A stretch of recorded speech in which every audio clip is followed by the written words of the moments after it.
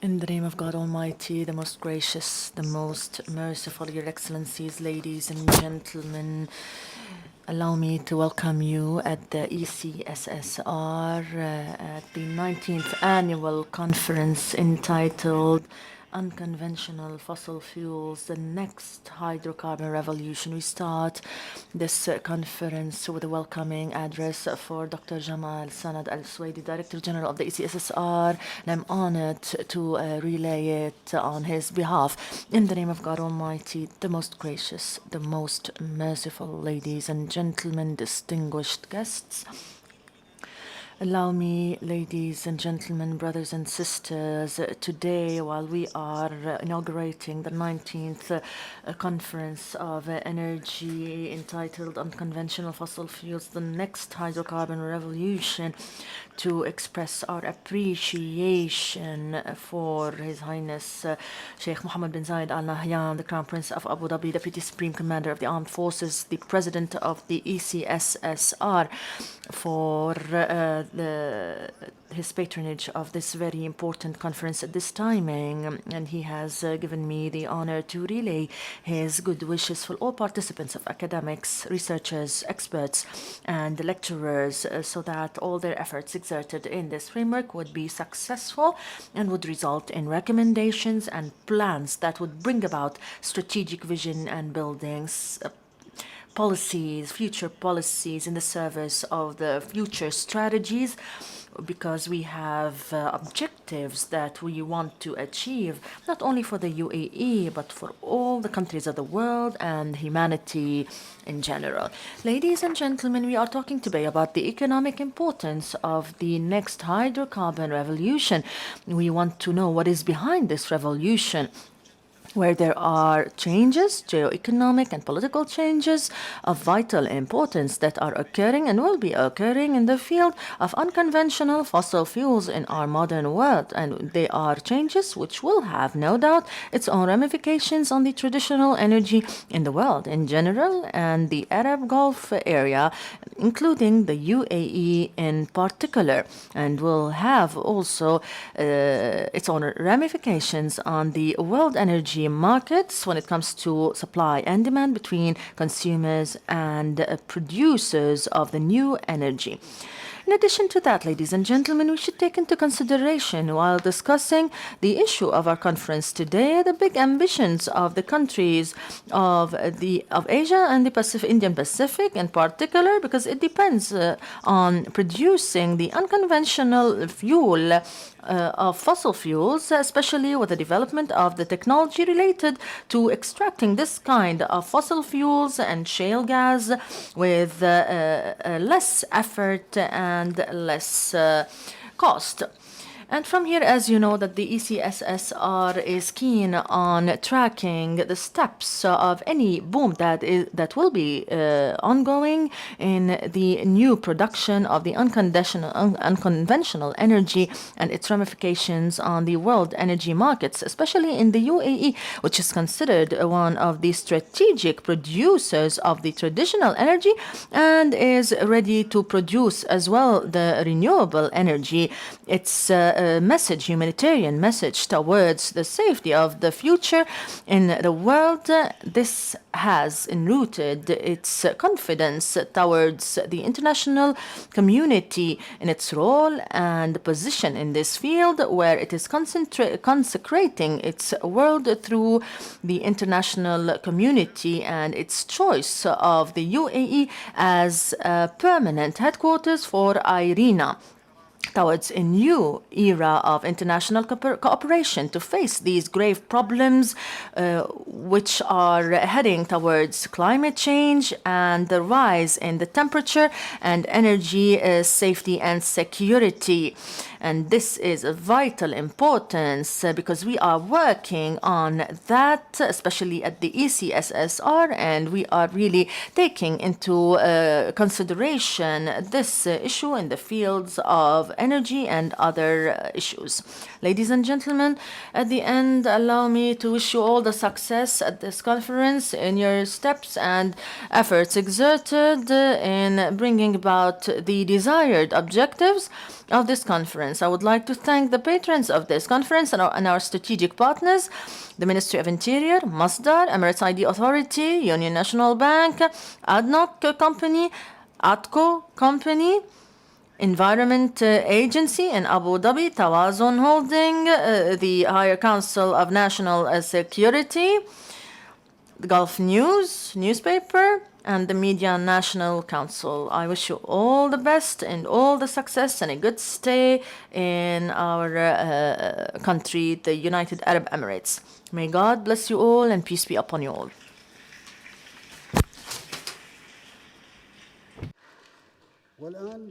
And now the main address with His Excellency Engineer Suhail Mohammed Faraj Al-Mazroui, Minister of Energy, United Arab Emirates, and Matar Al-Niyadi, the Minister of Energy, will be with us. Thank you.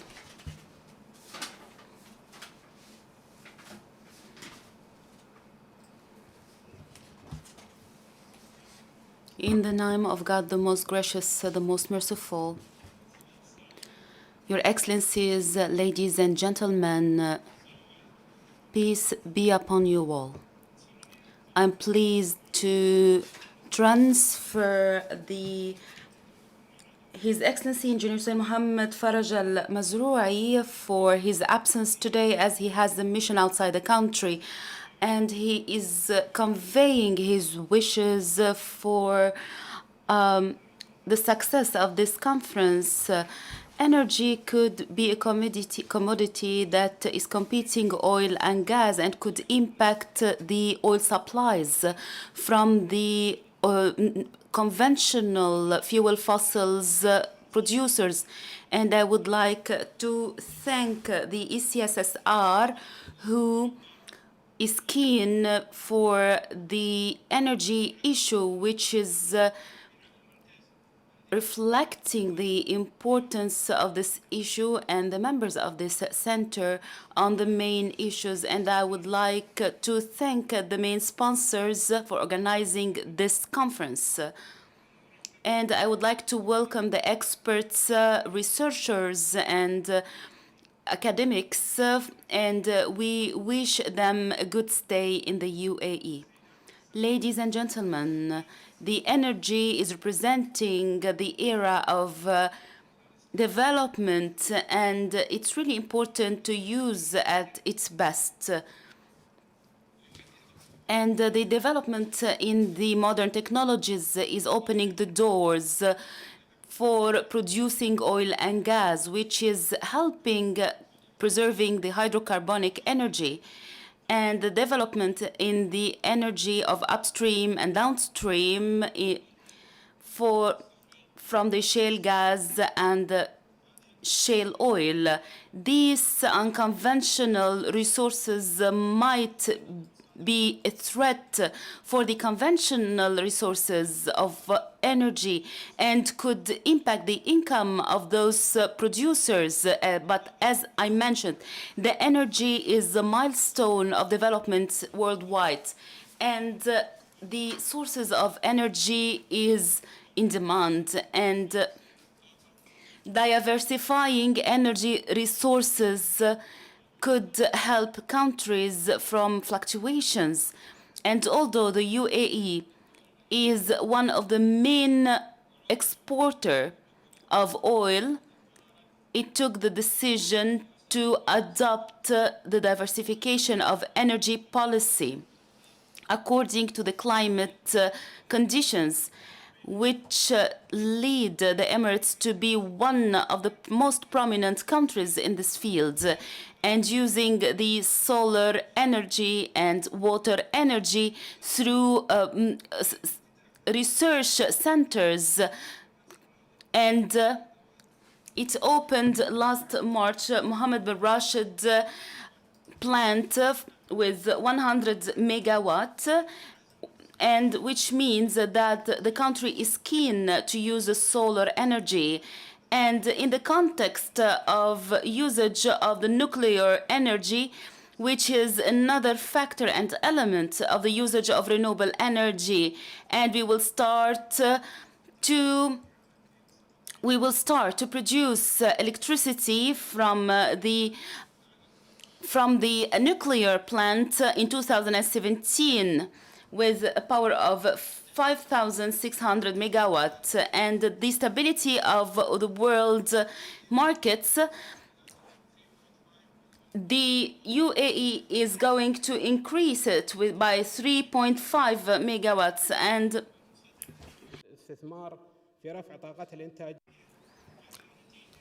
as a result of the increase of the world growth and world population, which is leading to the increase of the demand for energy. And in Asia and South America, the demand on oil and natural gas is still high, representing 55% of the world demand in 2012. And the studies showed that the demand for oil will increase by 104 million barrels. And there is a revolution in the production of oil and gas from unconventional systems, and the shale gas would impact the production of oil and gas, which led a concern by the producers of conventional fuel. And I think that this is an exaggerated concern, especially concerning the crude oil. The increase of the shale gas cost and its impact on the environment shows that it's really facing so many challenges, which is not allowing it to compete with the conventional oil. Concerning the shale gas and its impact on the conventional oil shows that the image is a little bit not stable. Oil prices increased last year over the gas prices. The production of shale gas helped to breach the gap of the demand of natural gas, especially in the US and Canada, which is impacting the gas prices on the long term, especially if they started to export from the Latin America. And undoubtedly, the shale gas production in the US needs developed infrastructure and pipelines, helping to reduce the time and the cost of production. I think that the development in the shale gas production, if it will continue, it will have a positive impact on oil prices, especially that oil is used in electricity production, transportation, or production. And God granted UAE and the Gulf region with crude oil. And the national companies in the Gulf region are trying to add the shale gas to its conventional oil in the future. In my opinion, the production of shale gas will have a positive impact to compete with the oil prices. As renewable energy is giving an opportunity to countries to compete and for the economic feasibility.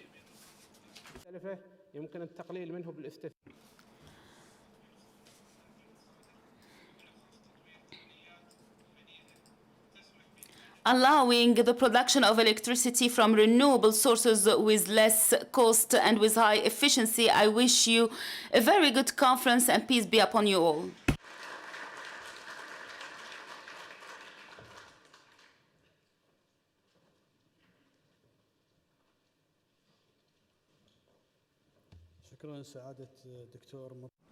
Thank you, Dr. Matar Al-Niyadi.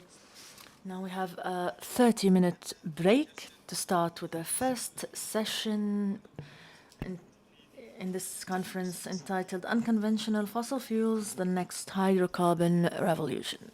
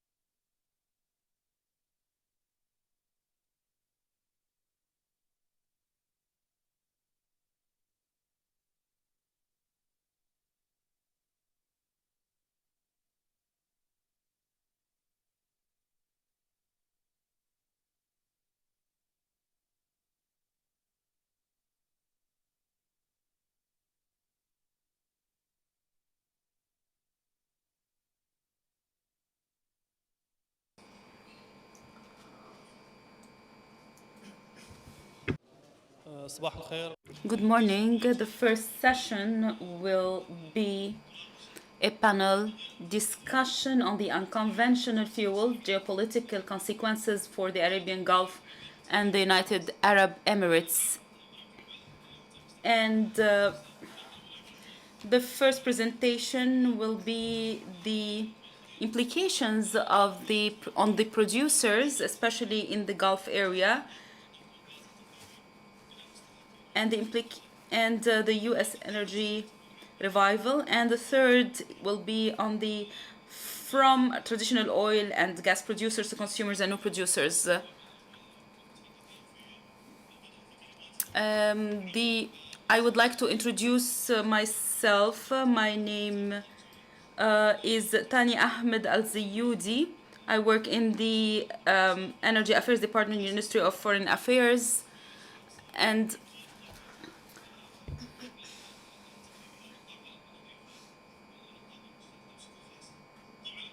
of course, in the Ministry of Foreign Affairs, we are concerned with the ratification of the international agreements and finding new job opportunities and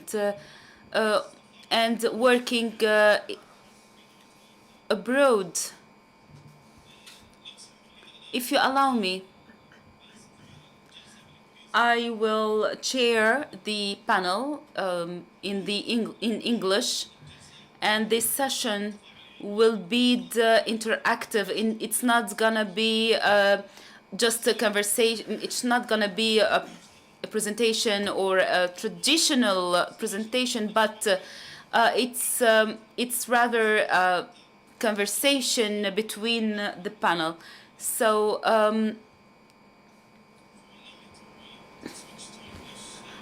Excellencies, ladies and gentlemen, thank you for being here with us. We have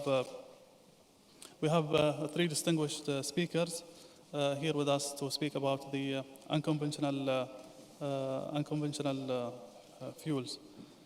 If you allow me to say a couple of words before we start with the first speaker, the few developments in the energy have excited so much attention as the emergence of the shale gas and oil. These resources have already revolutionized the market for natural gas in particular in the United States. Yet, at the same time, the natural gas prices in Asia and Europe remain high, and as growth in the demand exceeds supply. In the Gulf, this trend is very visible as rapid economic growth outstrips natural gas supply, and Gulf countries search for alternative options for electricity generation. Although many countries, including the Gulf countries are exploring the potential for shale gas, none has yet shown the potential to produce at the low price seen in North America. So which trend will dominate? Will unconventional gas finally flood the market with plentiful supply of cheap natural gas? Or will rising demand give higher price to outside North America? Both of these trends, in fact, will have a major role in shaping the future of the Middle East and of oil and gas producing countries in the Gulf region. Which trend dominates will be one of the formative factors in our country's economic developments. To discuss these conflicts trends, we are lucky today to have our highly distinguished panel of experts. Mr. Mehmet Ochi, chairs of the Global Resource Partnership, a strategic investments and political advisor group in the UK, and recently assumed the honorary position of Special Envoy for the Energy Charter Secretariat in Brussels.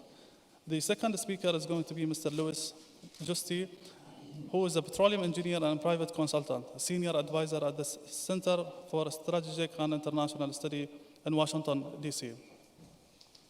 The third speaker is going to be Dr. Anas Al-Hajji, who is the chief economist at NGP, Energy Capital Management, and is a noted author and a regular contributor to national and international publications and academic journals. I note that for each these panelists, my summary only scratched the surface of their distinguished career history. Their full bios are in the conference materials. I'll ask each one of our panelists to make some opening remarks. Each one will have 10 to 15 minutes, and after that, we'll open the session for questions.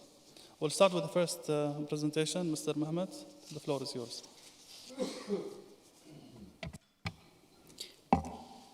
Thank you, Mr. Chairman. First, I'd like to say what a great pleasure it is to be here in the Emirates Center. And just before our meeting, I was looking at the literature that you produce and on energy matters, geostrategical issues affecting not only the Gulf region, but the world at large. It's impressive. So therefore, I think this panel will be humbled by the wealth of knowledge that already exists in the House.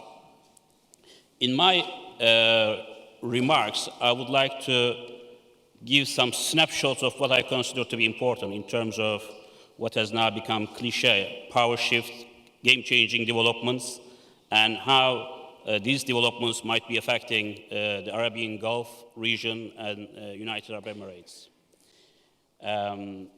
Over the past 20 years, we all know that we have gone through critical changes in world economy, geopolitics, finance in terms of how money is flowing now from east to west and vice versa, as well as technology, environment, and values.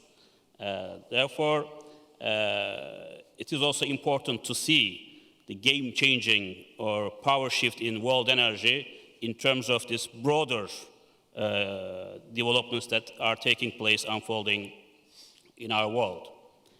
And the story of the world oil and gas industry was for over perhaps 100 years that massive production catering for the demand in mainly Western-driven economies. And then IOCs struggling to gain a share from the world's reserves. So today's world is quite different from what it was. And tomorrow's world will be even markedly different than today's. And especially over the next 2 decades, what we are going to see is significant demographic change in terms of increasing world population, both in Asia and Africa, aging population in the West, and then resource constraints that will be felt very strongly everywhere, not only in energy, but also in food and water. And this is not good news because such resource constraints are usually giving way to confrontation rather than collaboration. So the biggest challenge we are going to face over the next 2 decades is how we will develop collaborative mechanisms and ways to address these critical issues rather than falling down the road of confrontation and conflict as current tendencies indicate. The competitive landscape is changing. It's no longer traditional players competing in traditional industries with traditional business models. We have new players. Not only the game has changed, but also the players of the game and the rules of the game have changed. Not only in energy, but also we see the same thing in trade, in investment flows, in technology, and also other areas. BRIC nations are increasingly assertive and powerful in world economy. By 2025-30, depending on which projections you look, and the combined GDP of BRICS nations will be exceeding those of G7 countries today. And also their share in world energy will significantly increase from around 20-21% today to 35 to 40% by 2030. So we are going to see tectonic changes taking place, which will require every nation, every regional grouping to adjust themselves and position themselves accordingly in order to capture the opportunities and also mitigate the risks that they also bring. In terms of demand growth, as I said, we have a new situation emerging, and by which the emerging economies led by China and India, especially in Asia Pacific, are now generating the greatest incremental energy demand growth.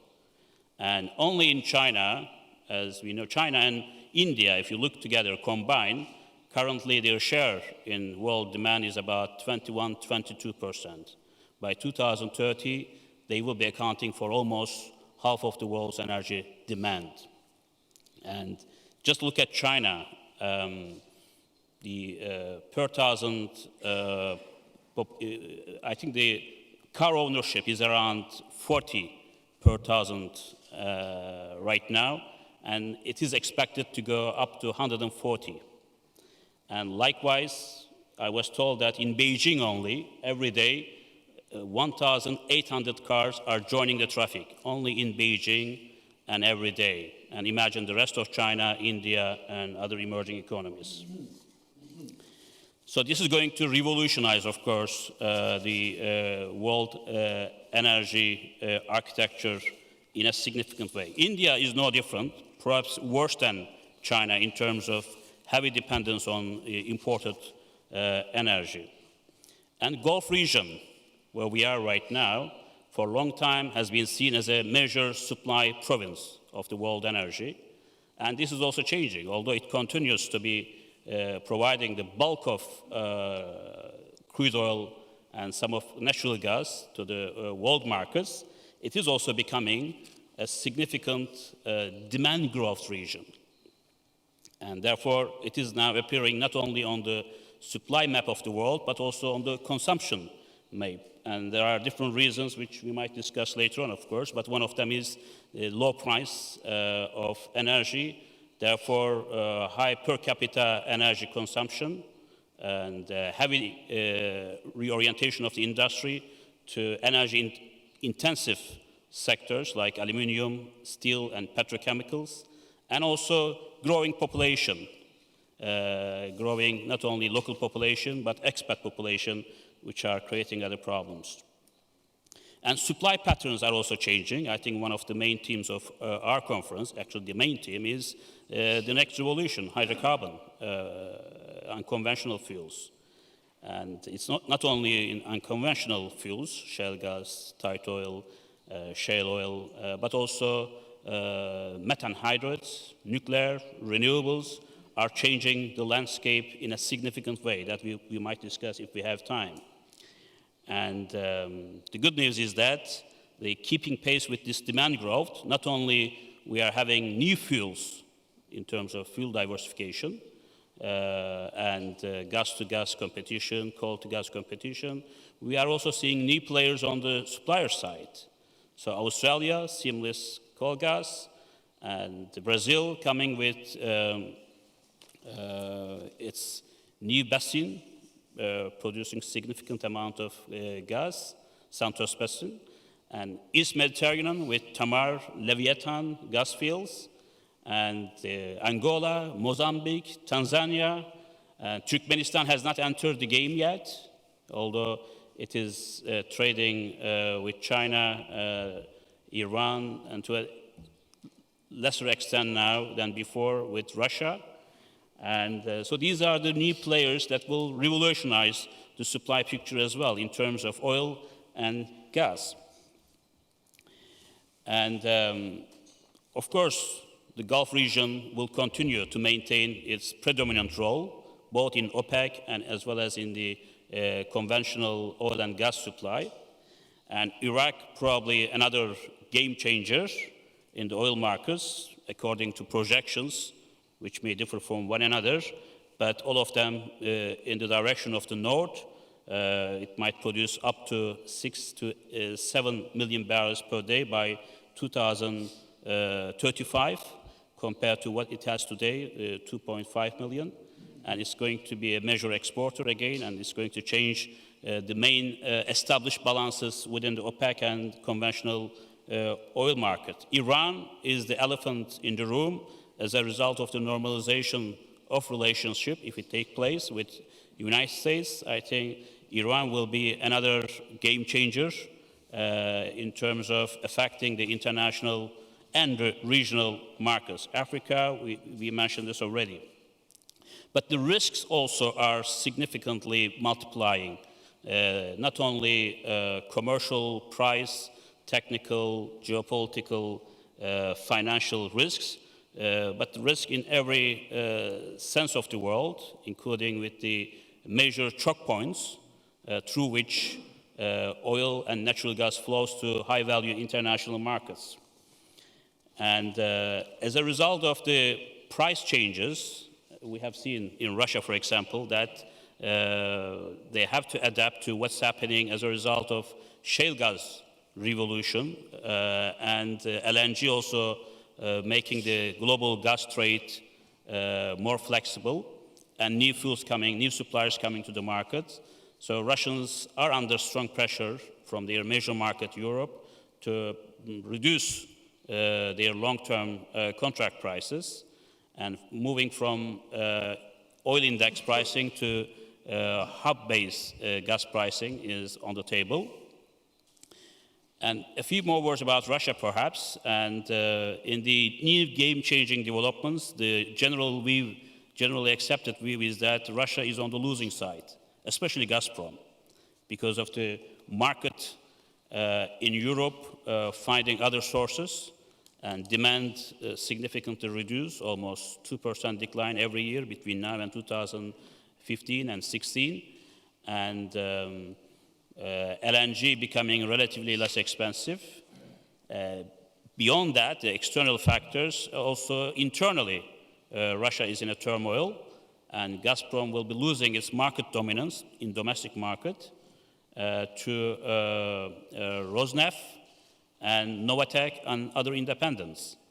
And so unless Russia takes drastic measures in terms of diversifying its markets beyond Europe and Turkey, the second largest Gazprom market, to Asia, and unless it could upgrade its reserves and declining fields to be rehabilitated, new investment injected, unless all these pipelines now decaying could be repaired, Russia will be in deep trouble.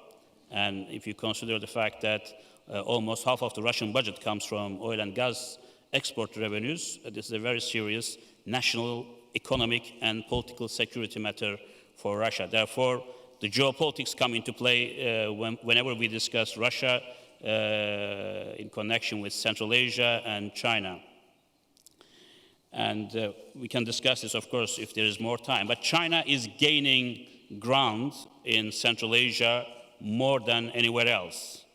And I always say that east of Baku, it's Russia and China firing the shots. But increasingly, west of China, Russia is gradually being replaced by China through heavy investments in Kazakhstan, particularly in oil, and also long-term contracts and excessive favorable credits to Turkmenistan, Uzbekistan. And China has gained significant ground at the expense of Russia, not only in oil and gas, but also through Tajikistan and Kyrgyzstan in hydropower. China, of course, depends, like other dynamic Asia-Pacific economies, heavily on the hydrocarbon imports coming from the Gulf and Africa. The main challenge the PLA generals face is how to make sure that these supplies will flow uninterrupted, and especially through the Malacca Strait, which Chinese call now Malacca Dilemma, because in times of crisis, whether the US 7th Fleet might attempt to disrupt the flows in order to undermine the stability of Chinese economic growth is a major question mark. That's the reason why the Chinese are very keen on building land-based pipelines all the way from the seaboard of China, eastern seaboard of China, Xinjiang. They already have the internal trunk lines, and going through Central Asia, Caspian, and down to Iran. This way, connecting the Gulf to China through land-based pipelines. We thought this was a dream, but it is happening. It is happening. The Central Asian portion of this has already been built. And also mentioning of Iran, this is a country, of course, which has significance for this region from many perspectives. One of them is, of course, Iran emerging again as a major producer if the international sanctions will be lifted as part of the gradual normalization with the United States and the international community.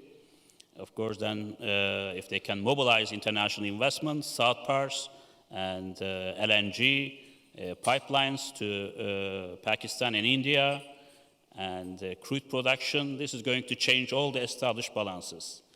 And more importantly for this region, of course, the security challenge that Iran presents, whether under the new regime, President Rouhani, but still the ultimate power lying with the religious leaders, whether Iran will be able to achieve this transition. And there are question marks, there are skeptics. And so I think over the next few years, we will see how the nuclear issue will be handled. We will see how Iran's re-entry to the world energy markets will be also addressed. And Europe is an actor on the sideline to a great extent. And they are among the worst affected by whatever happening in CIS, in the Gulf, in North Africa and US market. And the only glimpse of hope they thought if the prices could be brought further down, in natural gas especially. Shale gas might be helping to that to a certain extent.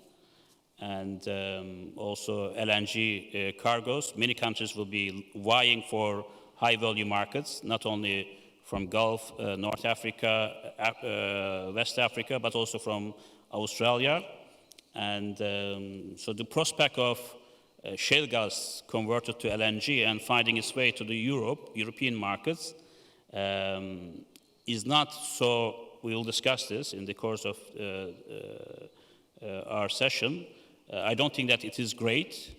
There will be some LNG exports allowed by Washington, but there will be very watchful eye on how much export will be allowed, because the primary US concern initially will be boosting its domestic competitiveness and using shale gas for consolidating its economic gains.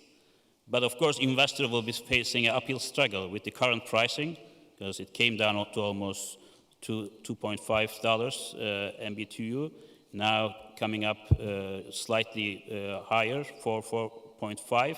But still, this is not sufficient for investors to keep pouring money into shale gas investment. There is also there are also skeptics talking about the hype generated by Wall Street spin doctors.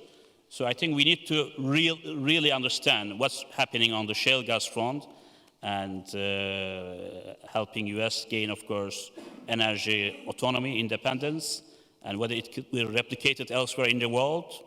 We look at China, 19% of the world's shale gas reserves, but not able to produce even 5 BCM per year by 2015. This is their goal, and I don't think it's going to happen.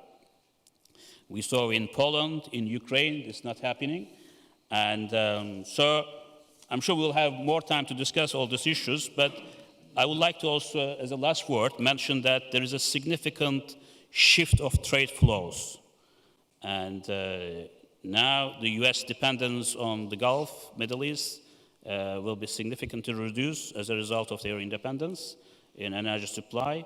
But the US commitment, of course, is not related to only oil. There's other issues, including that they don't want to lose the leverage they have strategically in that region to China or India or Russia, for that matter.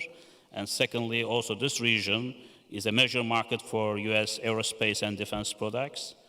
And plus, US, this way or another, will be impacted by the price fluctuations that region will develop.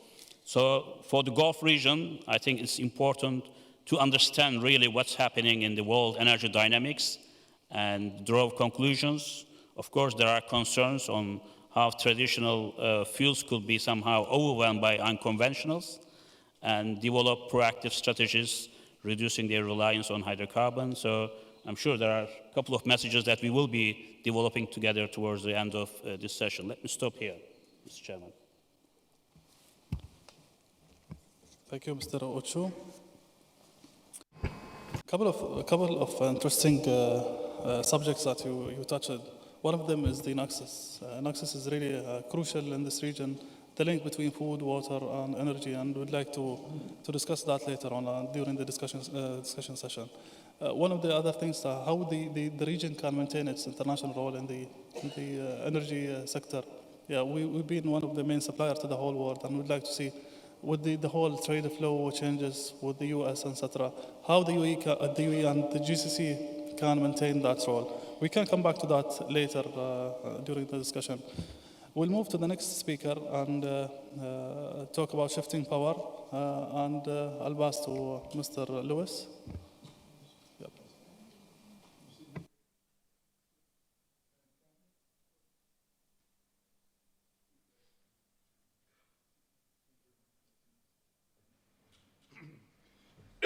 Good morning, ladies and gentlemen. I'd like to thank the director of the Center for this kind invitation. It's a pleasure and an honor to be here. What I will do in my time is to share a few reflections about what is going on in the oil industry, and I will address at the end of my comments, I will address the shifting of power that was assigned to me in my title. The world nowadays consumes 255 million barrels a day of oil equivalent. Out of that amount, 35% is oil, primary energy, 30% is coal, and 25% is natural gas, which means that 90% of the primary energy of the world comes from fossil fuels.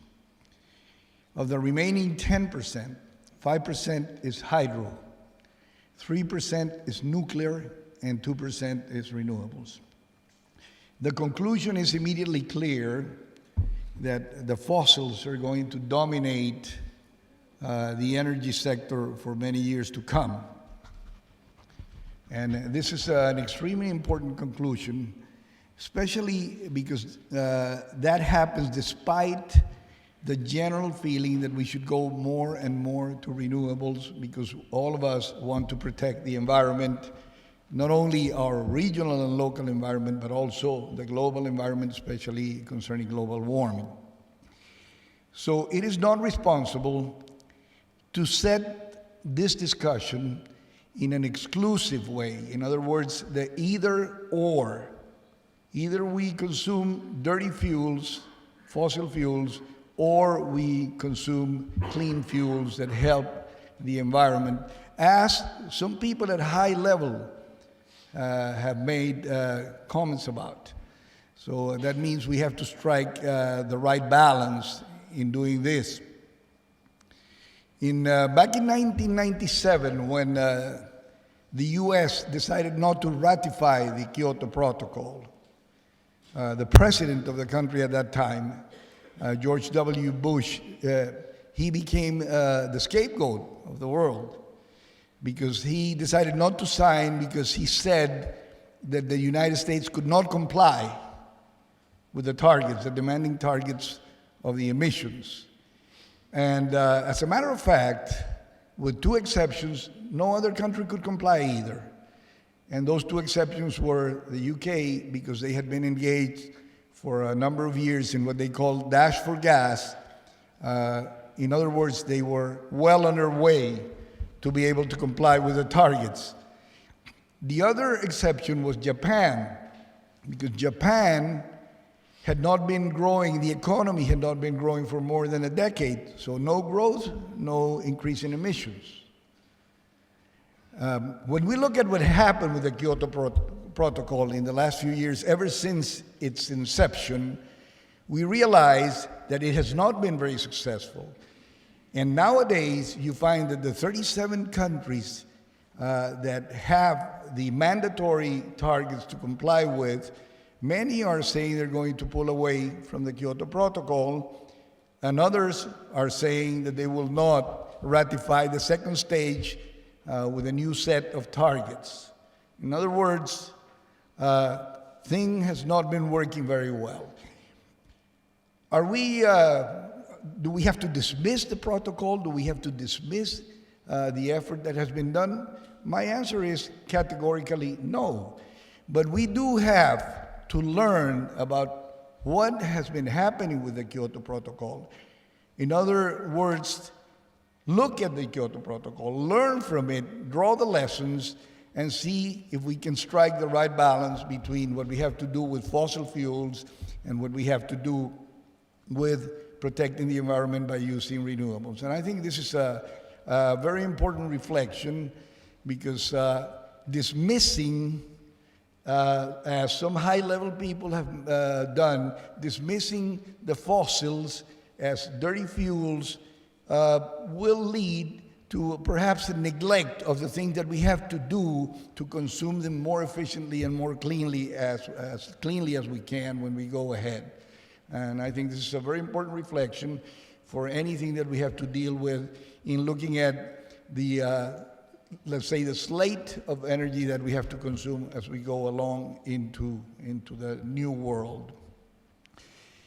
My second reflection then comes from the conclusion that I draw from the first one. We have to deal with oil. Oil is going to be here for a long time. And only a few years ago, we were talking about peak oil. Everything was peak oil. As you know, Hoover in 1956 said there was going to be a peak in the 1970s, a peak oil in the United States. And he hit the mark. Then later on in 1974, he announced a peak in the world, not in the United States, but in the world for the 90s, and he missed the mark. His disciples, La Herrera, Campbell, DeFais, predicted a peak for 2012. That didn't happen either. Okay, what really happened with Hoover? Richard Naring, by the way, an engineer who made a history match of the production of the two largest basins in the United States, San Joaquin Valley and the Permian Basin, he used the Hoover model, and the Hoover model fell grossly short in predicting the production from those two basins, grossly short.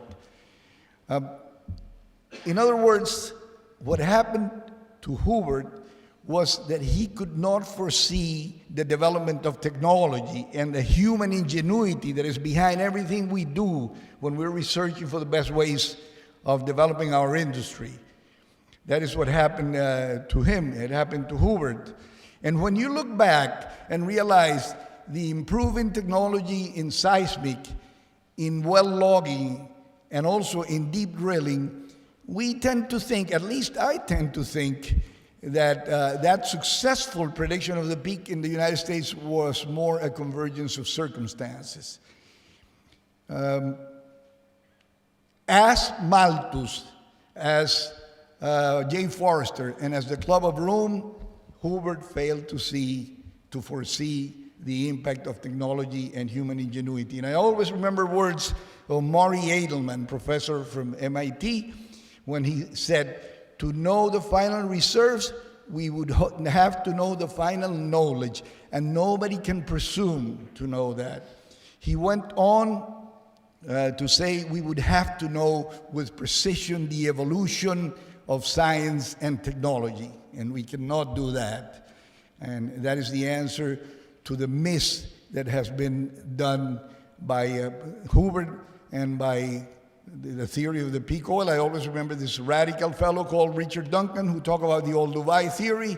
That was because we heard in books, the party is over, oil is not going to be here anymore. And there was Malthusian catastrophe predicted by the old Dubai theory, that the population would go down to 2 billion and that we would go back to a lifestyle that was over 2,500 years ago, and that kind of things that have disappeared from the map.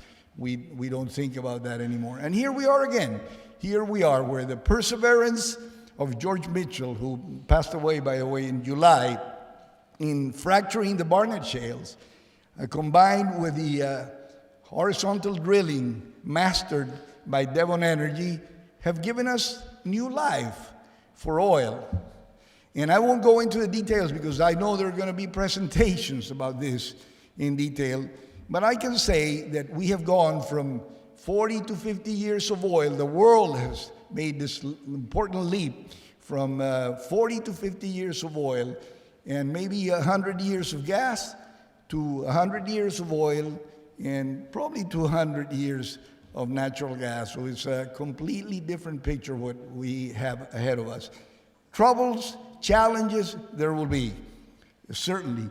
And I won't go into details, but we know that the wells are declining very heavily. By the way, shale oil and shale gas are different in many ways, related to migration, to accumulation, to temperature conditions at the reservoir level. There is a lot to do in understanding reservoir performance of the shale oil and shale gas, so there are challenges ahead. But I trust that technology and human ingenuity will do their work again as we go along. By the way, because one of the things that is more criticized is hydraulic fracturing, I would like to mention a couple of things about it. First of all, we have been fracturing wells in the United States since 1937. Ever since fracking technique was introduced, more than 1 million wells have been fracked. And every year, about 45,000, 50,000 wells are drilled in the United States. 85 of them are fracked. So this is nothing new. The problem is not, if you drill your well and you do it the right way and your casing is well cemented, there's no reason for polluting the fresh waters above. The problem has been the disposal of those waters and the chemicals. With shale gas, there's trouble concerning emissions of CH4, or methane, that will have to be dealt with. That is a reality also. And one final consideration in this aspect is we're looking at now shale oil and gas around the world, and we're comparing the world to the United States. And I think it's going to be difficult to replicate what is happening in the United States in other parts of the world. Not that it cannot be done, but it's going to be difficult because it's not only the technology, that one you can sell, you can take cross borders in the first place, but there are other things. There is an outstanding service sector that is not available in other parts of the world. There is a capital market that will give you money at the good price every time you need it. There is a futures market with enough liquidity to hedge your operations. And these are things that are not easily replicated in some other parts of the world. We're seeing, for example, the case of Argentina, which is a giant, and it's immersed in so much trouble, political trouble about how to go about this. It will probably go ahead, but it'll go ahead 15 or 20 years behind the United States. So the extrapolation of what is happening in the United States to other parts of the world cannot be done that easily. So we have to be aware on that. I was asked to talk about shifting of power, and I'll make a final comment on this. I will make it simple. Power belongs to the owner of the oil, or belonging of the owners of the money. But but it will never belong, power as such, to the owners of the market, because the owners of oil can cut supply whenever it's convenient for them to hang on to their power. And we can see that all the time. It happens with all the producers around the world. But a society cannot slow down the economy deliberately because they want to cut down on the consumption of oil or consumption of energy. So the power is certainly held in the energy world by the owners of the power. The owners of the power are the owners of the oil, the owners of the gas. Look at the Chinese. The Chinese at one time, 30 years ago, were exporting oil. Then they began importing oil. And they began going around the world. I remember in 1994, 95, when I received in Venezuela the first delegation ever of a Chinese group thinking about oil coming around our country. And one was asking, they have so much money, why are they, and they're importing oil, they can buy it, why are they wanting to buy properties? Because they really wanted to buy power. And that is what they have achieved nowadays. And nowadays, they have oil fields around the world. The companies, say OPEC and CNOOC, are all around the world. Not only they can import oil, but they can also import their own oil, and they can develop their own oil. So in a way, they were buying power. When you look at what is happening now with the Russians all of a sudden trying to be amenable with the European countries, it's not because they want to cede power to the buyers of the gas. It's because they're beginning to feel that maybe the exports of gas from the United States are going to hurt them in competing for their markets in Europe. So this is the kind of reasoning that goes behind the shifting of power. When we go back in time, perhaps we can find an era in the early part of the 20th century when the shifting of power was more clear. When the Ajnakari Agreement was signed in 1928, the companies took power, organized the market. Then came OPEC in 1960. In the early days, it didn't really hold a strong stake. It was only after 1973 with the oil embargo that OPEC gained power.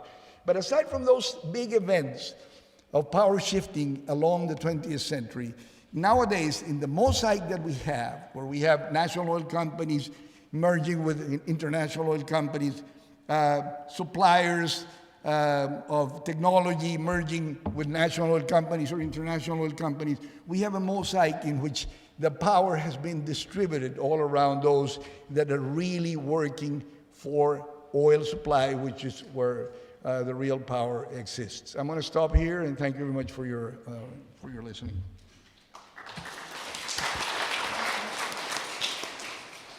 Thank you, Luis.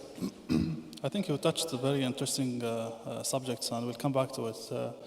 Regarding the Kyoto Protocol and the UAE new shale explorations and supply to the market, how that is going to affect the U.S. engagement in the climate change discussion, etc. And one of the things that I would like to discuss later as well, the technology. You said the fracturing in the United States, and which is mainly being done by the small companies in the United States. How can we learn from the experience instead of those mega companies doing these fracturing and small jobs and their involvements now? We'll come back to that later. We'll shift now to the third presentation by Dr. Anas Al-Hajji, which is going to be about the U.S. energy revival. Dr. Anas, the mic is yours.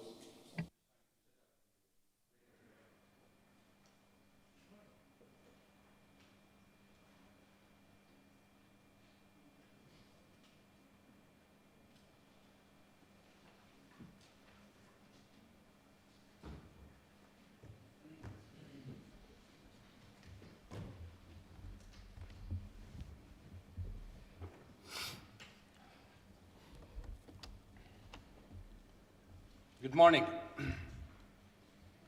I apologize for the horsey voice and the red eyes. I had to take my family from Dubai to Dallas on Friday, drop them off and come back on the same plane to attend this conference, and I ended up with probably a virus. So blame it on Emirates Airlines, of course. Before I start, I would like to say a few words in Arabic. And before that, I would like to tell you a few words about NGP. NGP, Energy Capital Management, is a $13 billion private equity firm.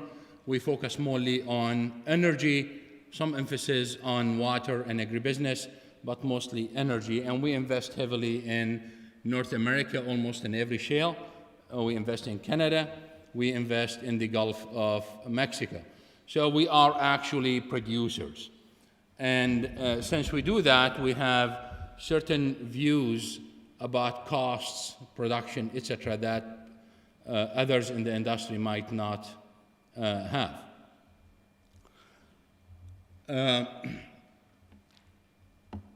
This revolution that started in the United States has nothing to do with politics, has nothing to do with government policy.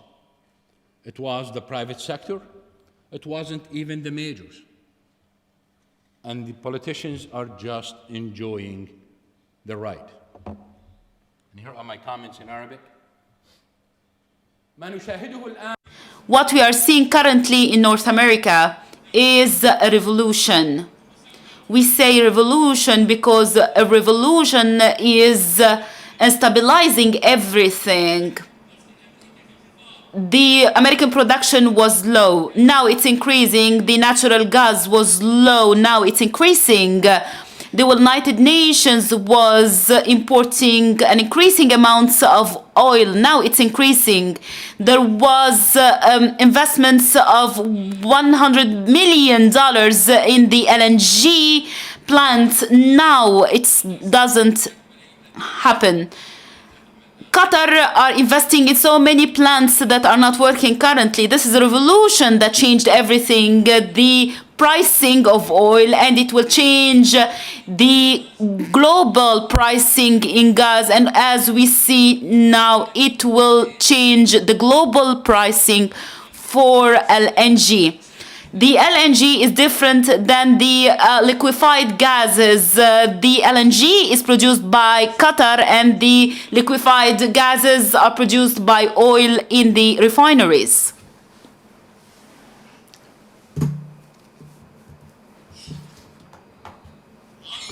This was not part of the presentation. This is a very private slide. I decided to add it yesterday. So please do not ask me for it. I'm happy to give you the rest of the slides, but not this one. Just to show you, my objective today is to shock you. Before I do this, let me remind you of the following. Those who talk about renewable energy and the massive improvement in renewable energy, especially in solar, and they tell you, look, we can produce solar at 7 cents per kilowatt today without any government subsidies. They forget one fact, that when technology improves, it improves everywhere. Everywhere. Technology does not improve only in renewables. Look what happened here on this chart. Can we get this larger, or that's the largest? Just to show you what this chart is. This line in the middle, 2013 demand for natural gas in the United States. And the red line that looks like stair steps, this refers how this demand is supplied, at what price and what quantities. And then to the right of it, this is the new gas coming online, and at what price and what quantity and from where. It is a revolution. Gas right now in some areas is produced at zero cost. You can produce solar at 7 cents, yes, but gas is coming at zero. Look at that right here, zero. Look at that, zero. A massive quantity coming online at zero cost. Why? Because it is associated gas coming with NGLs and oil. Oil prices are very high, and whether they burn that gas or throw it away, etc., it doesn't matter. Those companies operating here at zero price gas are making 70% return on investment. 70%. Then you look at the structure here. The green dotted line, that reflects the forward curve. So anything below it basically is profitable. Anything above it may not be profitable unless they hedged earlier. But notice what happened here. Look at the forward curve on the right side. You need to produce an additional 25 TCF at a very low cost. That might take 20 years. 20 years of low gas prices because of low cost.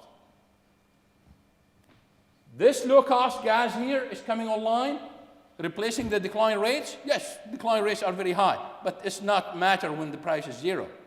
And it's placing high-cost gas right there. As demand moves to the right, and decline rates basically take part of the production, this cheap gas is coming online every single day. Now, what is the impact of this revolution on MENA countries, that's Middle East and North Africa? We know the following. Every country in MENA is experiencing power shortages. In fact, every oil-producing country in the world except Norway is experiencing power shortages. In MENA oil-producing countries, domestic energy demand is reducing net oil exports and raising oil prices, especially in July and August. Emissions in MENA countries, especially in the Gulf region, is among the worst in the world. Therefore, we cannot speak about alternative energy sources because we need all of them. And there is a reason why I made this introduction, as you'll see in a minute. Explaining those points will take a long time, so I'm going to focus only on oil price paradox and renewable energy.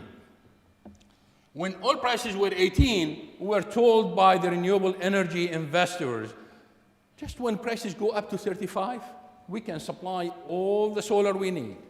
Prices went up to 35, nothing happened. Oh, let's go to 50. Nothing happened. 75, 100, 120, 150. Nothing happened. So what is the problem? We missed one point. The point is, when the demand for oil is very high and prices are very high, the demand for rigs and pipes are very high. And the basic materials used in the oil industry are the same basic materials used in renewables. So it's a moving threshold. So that, what used to be 35, is increasing all the time because they use the same base materials. The other point, the fossil fuel backup paradox. We suffer from this problem big time in America. If you want to build a solar plant or wind, as you know, it is intermittent. So you need to build a gas plant or coal plant just to cover it when it does not produce. That cost is not included in the cost of the solar or the wind. It's a completely separate plant. Unless you end up with a situation similar to Saudi Arabia, where you build the solar only for peak time. That makes sense. All other times, you need to add millions of dollars in the construction of gas and coal plants. I'm going to talk about the other issues, but the shale gas revolution in the United States has become a major threat for renewables. The increased use of natural gas in the U.S. enabled the U.S. to almost achieve Kyoto objectives. We are back at 1994 level of CO2 emissions in the United States. Everywhere in the world, the emissions are increasing. All in the United States are going down.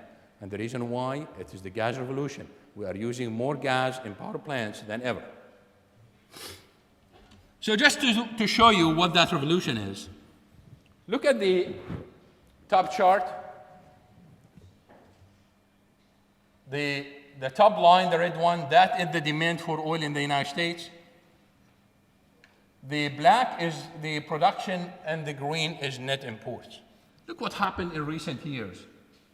Production went up, that's the black. Demand for various reasons declined. By the way, this is one of the few times in US history where we've seen a decline in oil demand while we had economic growth. Usually demand declined when we have negative economic growth. This is one of the few times, and we think that there are several reasons for that. One of them is social media. People are driving less, and the impact of social media is severe in this case. But there are other reasons too. Look at net imports. When we talk about energy independence, look at that sharp decline in the green line. Well, so when politicians talk about energy independence and achieving energy independence, they see some signs of that. But will they achieve full energy independence? That's impossible. So let's look at other markets. Let's look at natural gas. The top left, that natural gas production in the United States year over year, which means that every line is 1 year. It's been increasing year over year in the last 7 years. And look at the difference between the lower one and the top one. Massive increase in natural gas production. Now, why it is a revolution? Because that top line is produced only by 350 rigs. The bottom line, a few years ago, was produced by 1,300 rigs. So with 350 rigs, we are producing more than ever. That shows you the efficiency and the technology that we are using in the United States. Massive improvement in efficiency. And as a result of that increase in production, you look at the right side, and you see net pipeline imports, that natural gas, year over year. And you can see it's been declining. Year over year, US natural gas imports are declining. You look at LNG imports, year over year, that's at the bottom. At the bottom. Now, is this important? Well, just 10 years ago, we were talking about building those receiving terminals, and we needed billions of dollars to build those receiving terminals to degasify the gas. Now we shut them down, and we are doing something else. We are trying to liquefy the gas so we can export it overseas.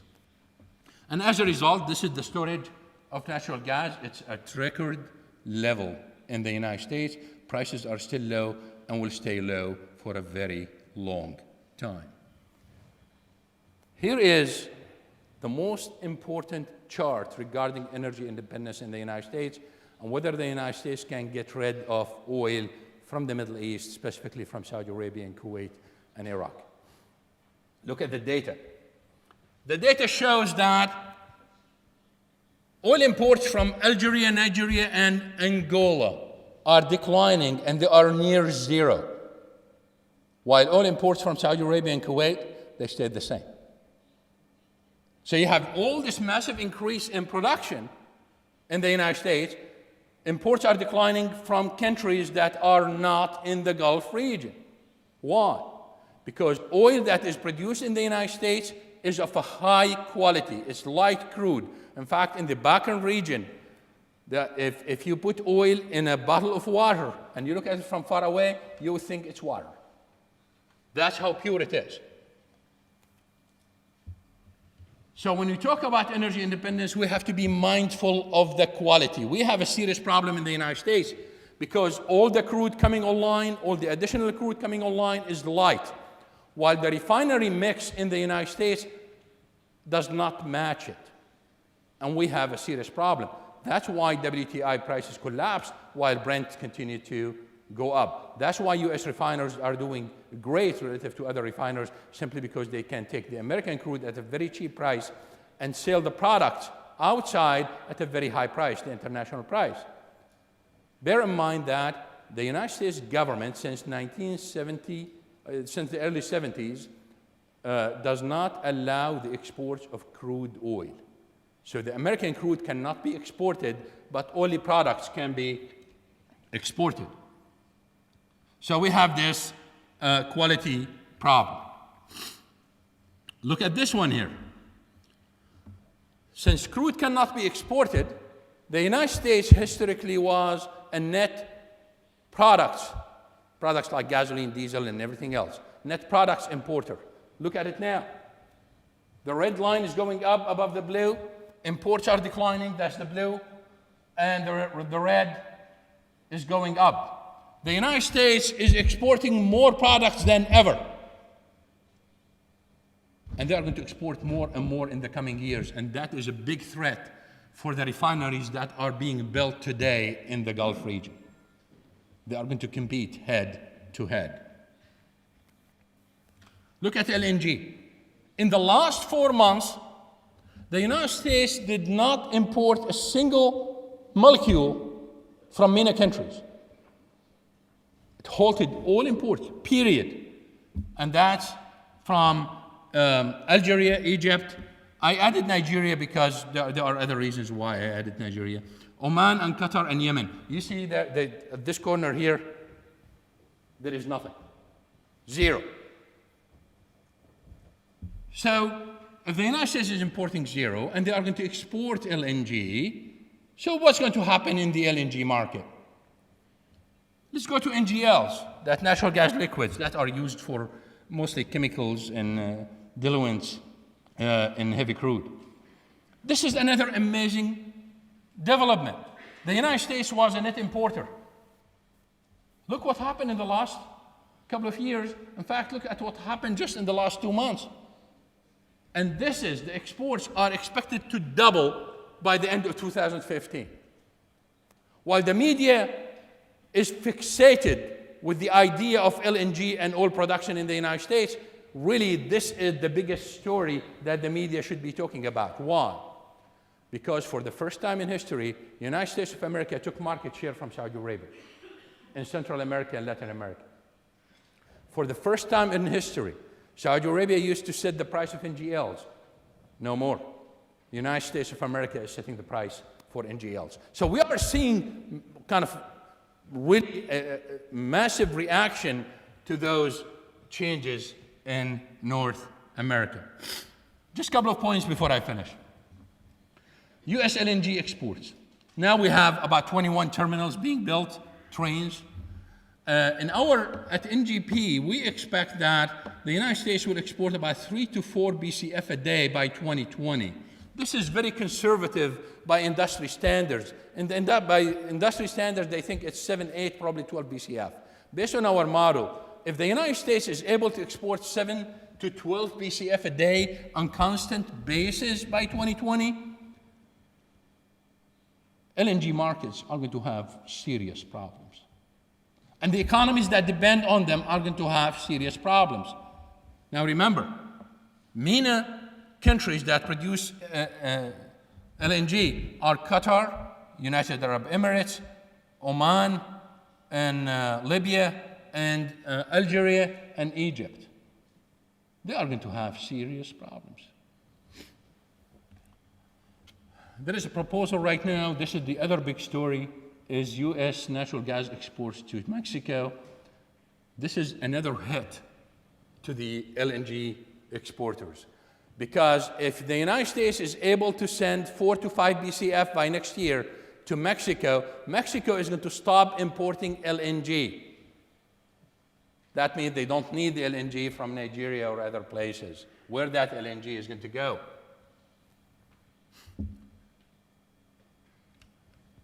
If the United States allows crude oil exports to other countries, the impact is very limited. And the reason why, because remember I showed you the chart where products exports are increasing.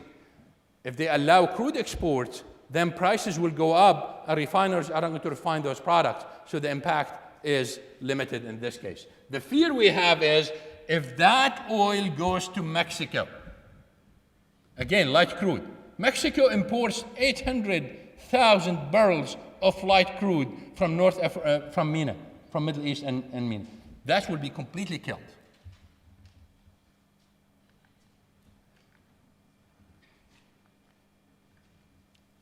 These are really the two final points of my presentation. Several Gulf countries chose the petrochemical industry to lead economic development. And they spent billions and billions of dollars. They hired world-class agencies basically to study the market. And they said, we are competitive, no one can compete with us, and therefore we are building those petrochemicals. And in discussion with those guys, basically they are still in denial. They say, whatever happening in the United States does not affect us. Here are the studies. And if you look at each study, there is a problem with it. Because all those studies looked at Saudi Arabia and they found out that methane and ethane, which is gas, is very cheap. And it competes with naphtha that comes with oil that is in Europe and Asia and other countries. So as long as the studies compare methane, ethane, and naphtha, then they are absolutely correct, they are competitive. But the problem we have today is that methane and ethane in the United States is cheaper than the Gulf. And the petrochemical industry is returning to the Gulf, canceling products in the region and other areas, and we are seeing a resurrection of the petrochemical industry in the United States. Is that important? Yes, because the United States is not going to import as much and is going to export and compete with the Gulf region. Is that important? Yes, because it is the strategic choice of those governments to diversify income, and they got hit. But there is another problem. With NGLs, with the massive increase in the production in NGLs in the United States and the massive increase in exports, we see another problem. OPEC countries realized several years ago that if they go to OPEC meetings in Vienna, they cannot negotiate but crude quantities. So OPEC quota applies to crude quantities, not to NGLs. So, okay, what the heck? I can take my money, invest in NGLs, and I can produce as much as I can. So they start producing NGLs, only to be hit on the head with NGLs coming from the United States. So OPEC in trouble in this case. Now, in theory, if the United States import less and produce more and export more, then the dollar, the American dollar, should appreciate and the value of the dollar will go up. This is good and bad because countries like Saudi Arabia, for example, and the United Arab Emirates that peg its currency to the dollar, they will see their purchasing power going up. But here is another problem. Their petrochemicals is priced in dollars. And if the price of dollars go up, they cannot compete. So that's another problem. So to conclude, we already have seen a major impact. The major loser from the revolution in the United States in the last 5 years was Qatar, because it's not able to export any LNG anymore. We are seeing major decline in imports from Nigeria, Algeria, Angola, and they have to compete literally with Libya and Saudi Arabia for market share. The direct threat to the oil sector in the Gulf comes from Canadian crude, not US crude. For lack of time, I'm going to skip that, but this is really the interesting part of that. In terms of crude, Canadian crude is the main threat to the Gulf. If they are able to export Canadian crude via pipelines to the west, to China and Japan, then the Gulf region will have serious problems defending their market share in Asia. I'm going to read the box in yellow. In short, the oil and gas revolution in North America means more availability of oil and gas in MENA countries. Again, I'm talking about after 2020 for domestic use. Therefore, the recent high growth in renewables in the MENA region might be short-lived and limited to non-oil and gas producers. Thank you.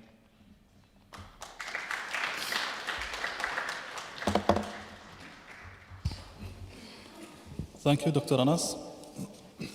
It's very interesting to see how the energy revolution is happening in the United States. A couple of things that we're going to discuss, which is you said the impact of the shale gas is going to be huge in the globe, while in the previous presentation we heard that the shale gas will not have that much impact. We'll come back to that throughout the discussion session. With that, I think we're closing the presentation by our distinguished speakers, and we'll start the questions.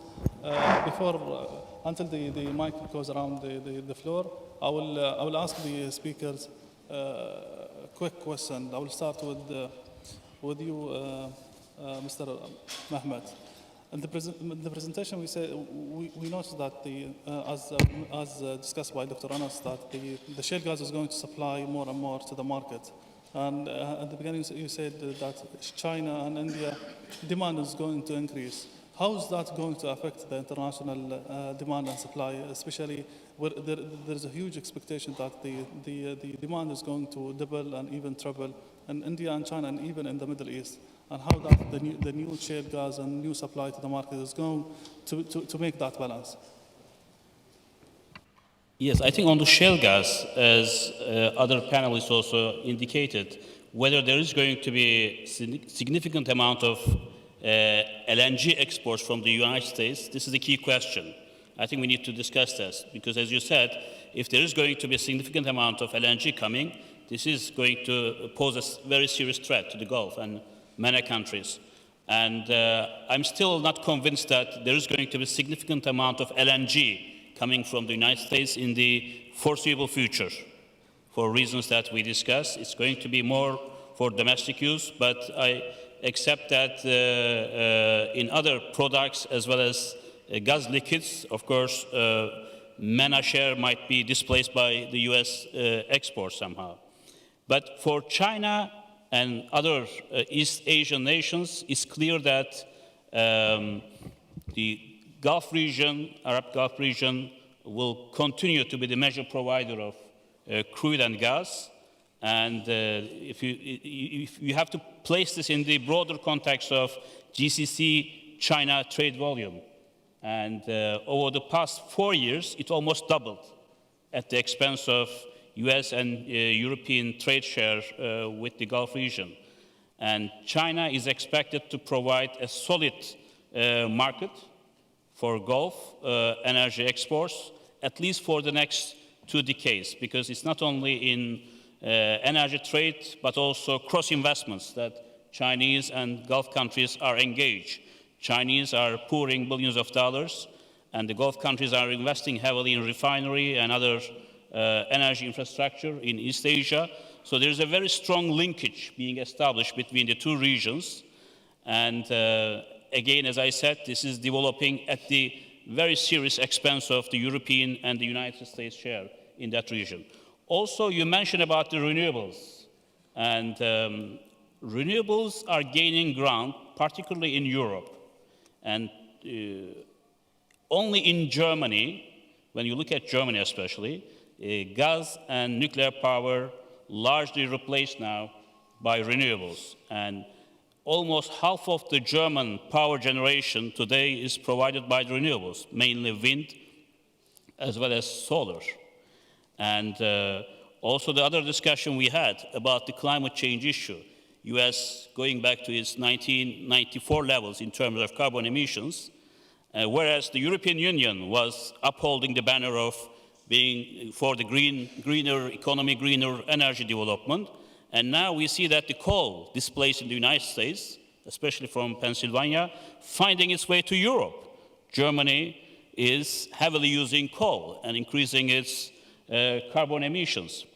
And nuclear, yes, there has been a significant setback against the nuclear renaissance in Europe, but we see a gradual renewal in Turkey. Now, 2 nuclear power plants have been contracted, one to Russians, Rosatom, and the second one to a consortium of Japanese, Mitsubishi, and Areva, French, and third one is also under consideration. In United Kingdom, very recently, Prime Minister announced the French as well as the Chinese are working to build a new power plant. So again, we have a similar power shift in nuclear. I don't think that there is any loss of the momentum in nuclear, but there is a power shift. More and more nuclear power plants will be built in Asia Pacific and emerging economies, while the European share will be reduced significantly. Sure.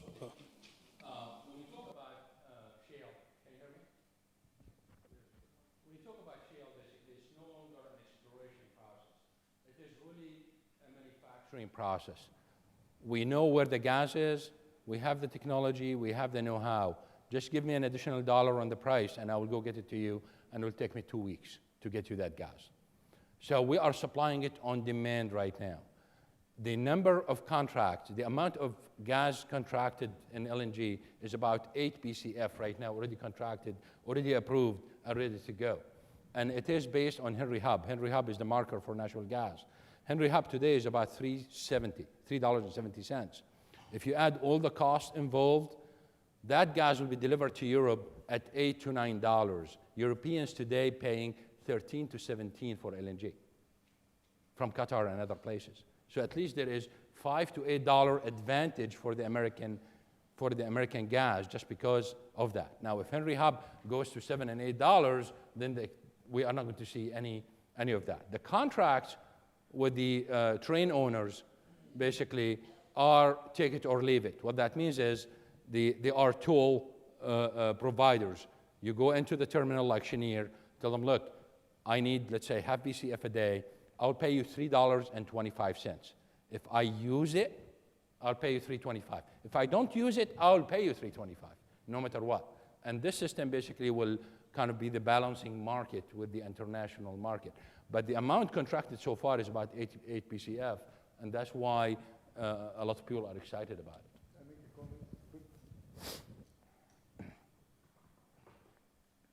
There are 14 projects of LNG in line in the United States.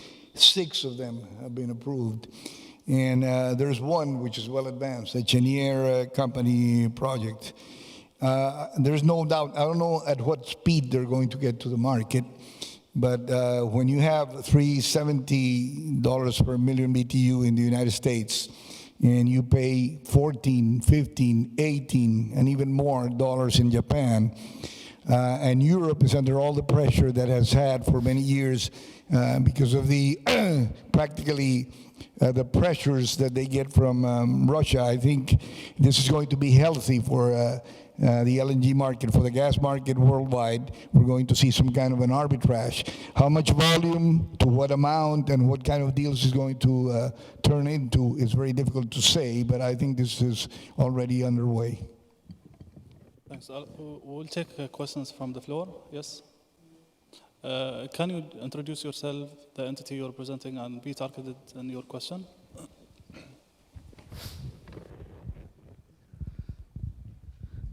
My name is Mahmood Al Hassan Khan, and I am from Pakistan, head of geopolitics and economics. First of all, thank you very much for inviting to such an informative conference. So I have 2 questions from the panel. First off, one is that what are the prospects of having common energy policy in GCC in terms of security, production, consumption, and the last but not the least, in terms of diminishing investment ratios in energy sector? And my second question, what are the new, there are new mover and shaker in terms of energy industry in GCC and MENA, and especially after the US and Iran rapprochement, what would be the effects of this honeymoon period on GCC and MENA in terms of all the aspects of energy? Thank you. I think the first question will be directed to Mr. Mahmoud regarding the how do you see the energy policy in the GCC and the investments in the energy sector? No, go ahead. Well, clearly, GCC economies, as we heard also in the opening remarks, are quite concerned about this unconventional fuels affecting their economy, and GCC heavily depends on the hydrocarbon export revenues. It might change from one country to another, but this doesn't change the reality that oil and gas revenues are an important part of it. And in view of the fact that also politically speaking, Arab Spring sweeping across the region, and this requires more and more social and economic subsidies to be provided to the population, whereas this is a big problem. Heavy subsidies and lower energy prices favoring energy-intensive industries like, as I said, aluminum, steel, petrochemicals, making life more difficult. So there is a need for a comprehensive new strategy in GCC countries to rationalize their economic structures. It's easier said than done, of course, and there is also need for huge investment for developing new resources, putting more emphasis on renewables, nuclear power, and energy efficiency. Huge, I think, room for improving energy efficiency in GCC economies. I think these are the priority areas where the investment and the policy attention should be channeled. I'm going to direct the next question to Lewis regarding the honeymoon and the whatever is there happening in the U.S. and the energy market and the impact of that on the GCC mainly. I have to say that I haven't heard very well the sound here. Okay. He was asking about the revolution, the energy revolution in the U.S. and the energy revolution, the shale explorations, etc., and this honeymoon which is happening in the U.S. and the impact of such revolution in the region.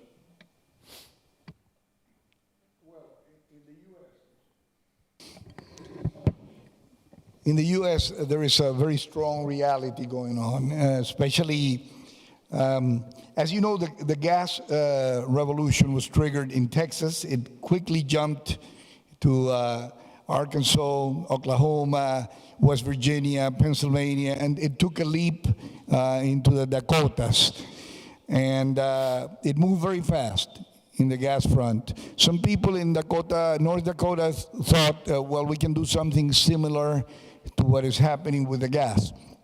And if you look at what happened in North Dakota, in 2005, it was producing 10,000 barrels a day. It's now up to 800,000 barrels a day. So it's a real revolution.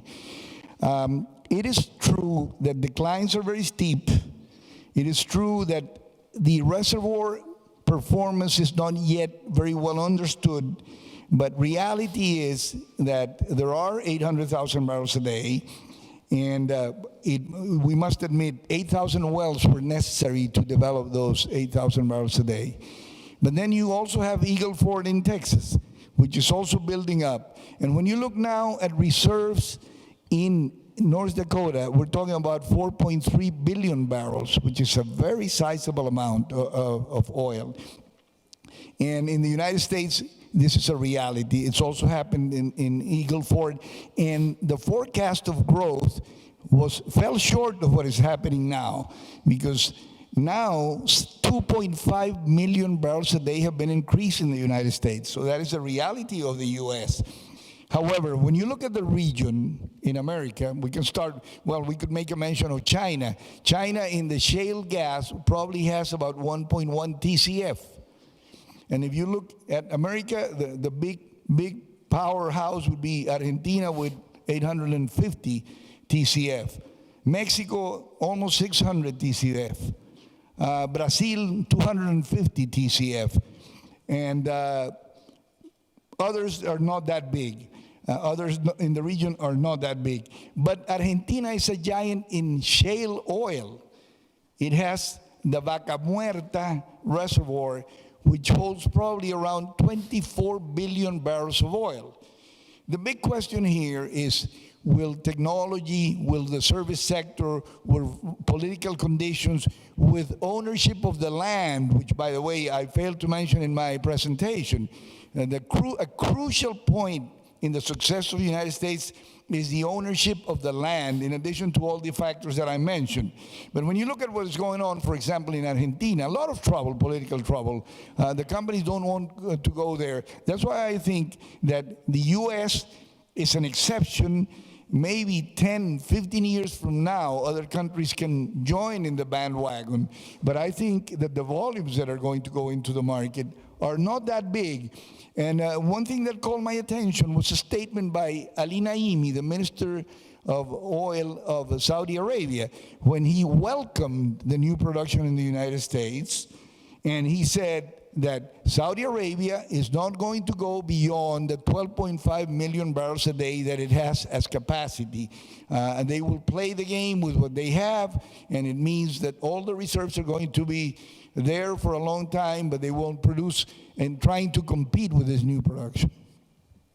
I would like to add, if you don't mind, a few things to the facts that Luis mentioned.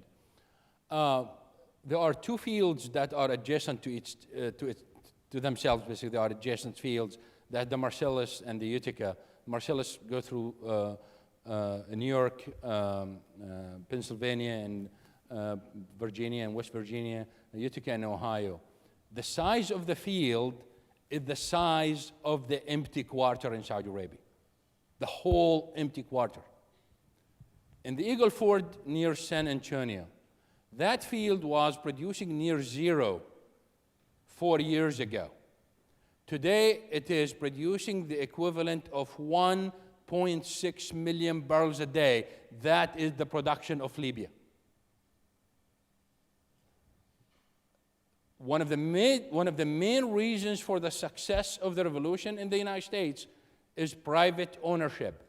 On my land in Texas, I get a check. I lease some window under the ground to some company. They produce gas, and I get a check at the end of the month. So I literally own my gas, and I get money out of it. So that's the main reason. However, one of the main problems with shale outside the United States, aside from all the legal issues, the economic issues, in China, basically, the cost is double that of the United States, literally double. Aside from that, you need a lot of water. There is a lot of shale gas in Libya and Algeria, massive amount, but they cannot produce it because they don't have water. And speaking of Algeria and Libya and water, the main driver for energy consumption in the Middle East in the coming decades is water, the need for water. So if we go and develop the shale, then our water needs are going to compete, and it's going to be very expensive. Thank you, Doctor. We'll take another question from the floor. Yes, sir. Hello. Dania Khatib from University of Exeter. I want to ask about the relationship between the Gulf and the US and the effect of shale gas. Since its inception, the Arab Gulf state had enjoyed the US protection, and the US always recognized the strategic value of the Arab Gulf. Now that the US needs no longer the Arab oil, do you think the US will stay engaged in the region, or the region will use its strategic value? Because this is very important on a region that relies on, for its protection on the US. Thank you. I'll be happy to refer you to some articles that discuss the answer to the question in details. You have to remember that the shale revolution was not policy-driven. Just to give you an example, the Department of Energy did not acknowledge the revolution until the end of 2008, and probably Luis remembered that from the CSIS. It took until 2008 until the government realized that we have a problem. Or not a problem, but we have this issue of revolution. So it is not policy-driven. However, what is the political impact? The conclusion of those articles that I'm talking about is almost no change, zero. Because we have to remember the following. The Arab people are not only about oil, and those who want to insult themselves and say we have only oil, it's their problem. Crusaders and others came into this region and there was no oil. European countries came into this region and there was no oil. So it's not only about oil, there are more things.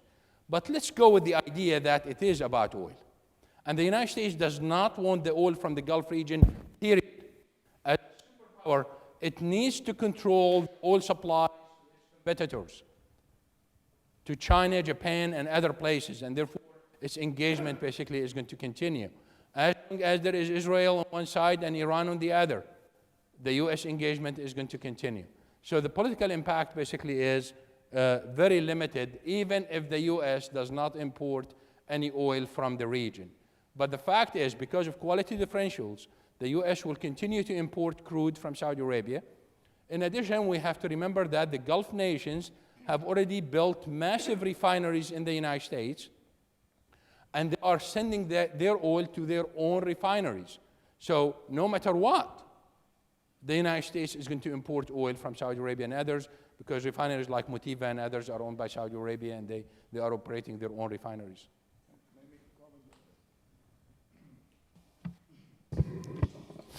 We spoke about power earlier, and if there is a country that wields power with the oil, or can wield the power with the oil, is Saudi Arabia. If we, for a moment, consider a scenario in which the Saudis would decide to let the price fall to $75 or $80 a barrel, they have accrued enough money to deal with that kind of a price, and they also can produce cheap oil. However, they would impose a heavy burden on, for example, the possibilities of the Russian Arctic, the pre-salt of Brazil, the Canadian oil sands, just to name a few. So, and by the way, they probably even enjoy having Iran suffering under the difficulties of a low price, considering all the problems in Iran. The Saudis are being very reasonable in having the price. They have been modulating, I would say, the price around $100 a barrel, which has been mentioned as the target price several times by Ali Naimi. So I don't think anybody is speaking about abandoning positions that would create friction, additional frictions. And I understand your question. It's been raised many times. But I think the security of the Middle East is very important for the United States, way beyond oil. And also for the Saudis, it is important to keep the stability of the oil market at a reasonable price that will allow competitors to step in. Before I pass to you, I have a question. Building on what Dr. Anas said regarding the water needs and the couple of the countries which has a shale. You know, the nexus subject in the region is really important. And I wanted to ask you, Mehmet, how do you see the whole revolution and the unconventional fuels is going to impact our investments in water and our food security? How do you see that is going to shape up our future strategic relations, etc.? Yes, well, I'm not an expert on water issue, but what I can tell you is that it's going to be more important in the next few decades for the Gulf region, the security of supply in water than security of demand or supply in energy. And also there are predictions that water could be the next competing battle area among the countries in the region as well as with neighbors. But there is the cost of having water in this region is enormous. If you look at Abu Dhabi, you know, this is my second visit after a 20-year interval, I saw greenness coming all the way from the airport, and how you provide water that will feed this, and it is usually desalination, which is very energy intensive, and one of the reasons why you consume so much energy. So linkage between water, energy, and food, the nexus, is going to become more and more important. And I think the big challenge will be not only desalination, how you could bring fresh water from other regions in a very cost-effective manner. With regard to our discussion, I'd like to make a couple of points, if I may. One is that it will never be the business as usual in terms of relationship between the United States and the Gulf. Yes, it's not only about oil, we know that. US has more global strategic interests in the region, for controlling other big powers, gaining a foothold, and or in terms of continuing its defense and aerospace sales to the region, because it's about $100 billion per year. Bulk of it's going to this region. So they need this market to be secure for that. And also with shale gas and energy independence and boosting its competitiveness, US might be economically more powerful than it is today. So no shutdown, no serious problems domestically, financing issues. And therefore, the US interest will continue in the region. But the reality, the facts show that the trade is shifting towards Asia Pacific. I have a couple of figures which is very illustrating. Overall trade between GCC and East Asia doubled until 2011 over the past 4 years. And US-EU trade altogether was about 85% with GCC's trade. In 1980, it came down to 21%, while Asia's share from 10% up to 57%. Then I mentioned also cross-investment, and then growing hydrocarbon exports towards that region. So there is a real shift that will also have geopolitical and political implications in a big way. Also, this region, we see a geopolitical realignment. What's happening with Iran, Russia's growing influence, especially in Syria, in East Med situation, Malacca dilemma, what's going to happen with Strait of Hormuz, and pirating. And the Chinese and Indians are currently enjoying free lunch in terms of security umbrella that US has provided for long years. I don't think that this is going to continue for long, but Chinese and Indians, they cannot provide it in the foreseeable future. How this is going to be balanced? Because in the US, there is a growing feeling that why should they be free riders from our security umbrella? So I foresee a radical realignment of geopolitical landscape in that region. It's not going to happen overnight, but gradually it's building up through trade, investment links, as well as new political alignments. Remember that when King Abdullah came to power, his first visit outside the Arab region was to Beijing, followed by Delhi, and then third visit was to Washington. And so this is quite illustrative. But I agree with other speakers here that this process will take some time, but I see a clear power shift towards Asia Pacific, where US, of course, see as a pivot as well. And some, I think, not so wise statements from the US leadership that they are shifting their attention to Asia Pacific, which they see critical strategic interests lie. And this creates a concern in this region, particularly vis-a-vis Iran as well. Thank you, Mohammed. Just for the sake of discussion, I'm going to mention this fact that Al-Badri, the head of OPEC, announced 2 days ago, and I think it was in Abu Dhabi, that he thinks that US oil production will peak in 2018. So that's very soon. And between now and then, they think that the Arab-producing countries from the Arab Spring countries are not going to be able to return.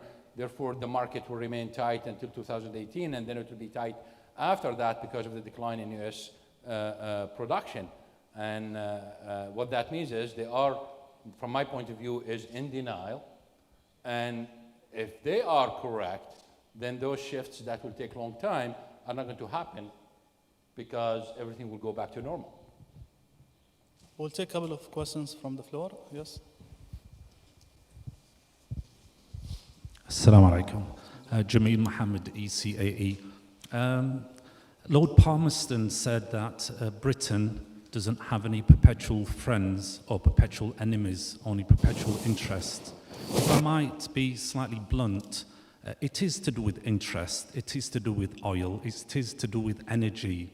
So to try and colour the picture and say it's more than to do with energy, I think is quite false.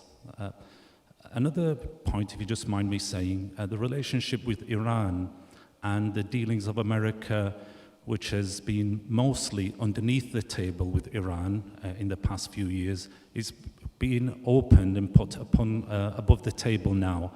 Do you believe that the relationship, the open relationship with Iran now and the thawing of relationship with Iran is to do with oil and business, especially within the present situation with recession, that America would like to have better business contracts with Iran rather than allowing it to move towards Europe? Thank you very much. Thank you. We'll take another question from the floor. Yes, there.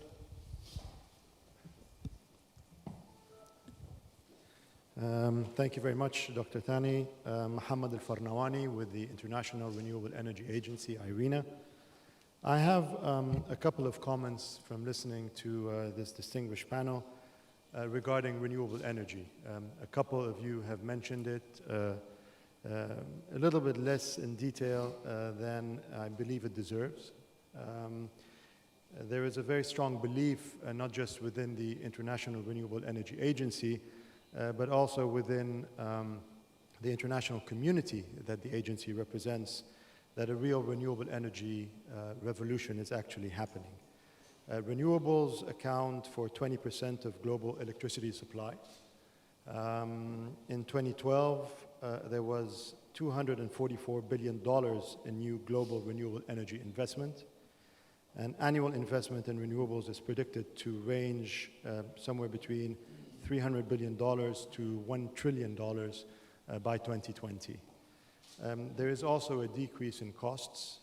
I believe that was mentioned by one of the speakers, but it was closely associated with an increase in associated costs to ensure that the power is not intermittent. The decrease in costs is not only in solar, which has declined 65% in 2 years, but also in wind turbine costs, which have fallen 25% from their 2009 peak in the United States in particular. Renewable energy technologies are becoming the most economical solutions for new capacities in a number of countries. In situations where oil-fired generation is a predominant source, we look at islands, we look at off-grid, there is a lower cost renewable solution that is being sought. Renewables are increasingly becoming more economical for new grid connected capacity where good resources are available. And the power sector, typical cost for large-scale hydro is between 3 and 8 cents kilowatt hour, geothermal 5 to 10 cents kilowatt hour, and wind 5 to 14 cents kilowatt hours. So there is this aspect that we believe needs to be taken on board. Considering the findings of the latest IPCC report, the fact that 2.8 billion people still live without access to modern energy services, and that by 2030, the global population will demand 30% more energy, we believe this is a wake-up call for everybody. There is currently a diversification. Mr. Mehmet mentioned Germany, but this is also being taken up by a number of countries in Europe, in this region, particularly UAE and beyond. There is a diversification of the energy mix. And we would like to see that continue, and we would like, if you have any comments on that, to hear those comments from you. Thank you very much. Thank you, Mohammed. There is another question behind. There is another question there. Assalamu alaikum. Good afternoon. I am all from the website I was invited. Actually, I would like to ask a question which is having 3 parts. It has been known that the energy economically is very cheap. But sometimes when we make alternative energy, we don't mention the crisis that has to come with the invention, like inventing nuclear weapons and like making crisis all over by the crude way of using escape plans and using all the environmental resources. So I would like to ask, what are the crises should come from this kind of invention? And I would like us to ask, what is the impacts of the environment and what is the effect of it socially? And finally, what is the percentage of its purity? Thank you. Dr. Anas, we'll start with you and answering the question that you want. Mansima. Okay, we'll start with the first question, which was about the relation with Iran, etc. And is there any comments on that, on the relation between the U.S. and Iran, on the no. Dr. Mohammed, do you have any comments on this? I think the question, if I understood correctly, possible normalization of relations between the United States and Iran was not only related to energy, or political considerations. It was mainly for new energy and business opportunities opening up in Iran. That's probably one of the reasons, but I don't think that we should discount other major factors, geopolitical factors as well. And none of the major powers, including Russia, China, and Iran and EU, they want Iran to emerge as a nuclear power. So there's a more or less common approach, but through different tactics, to make sure that Iran doesn't emerge as a new nuclear power. So they want to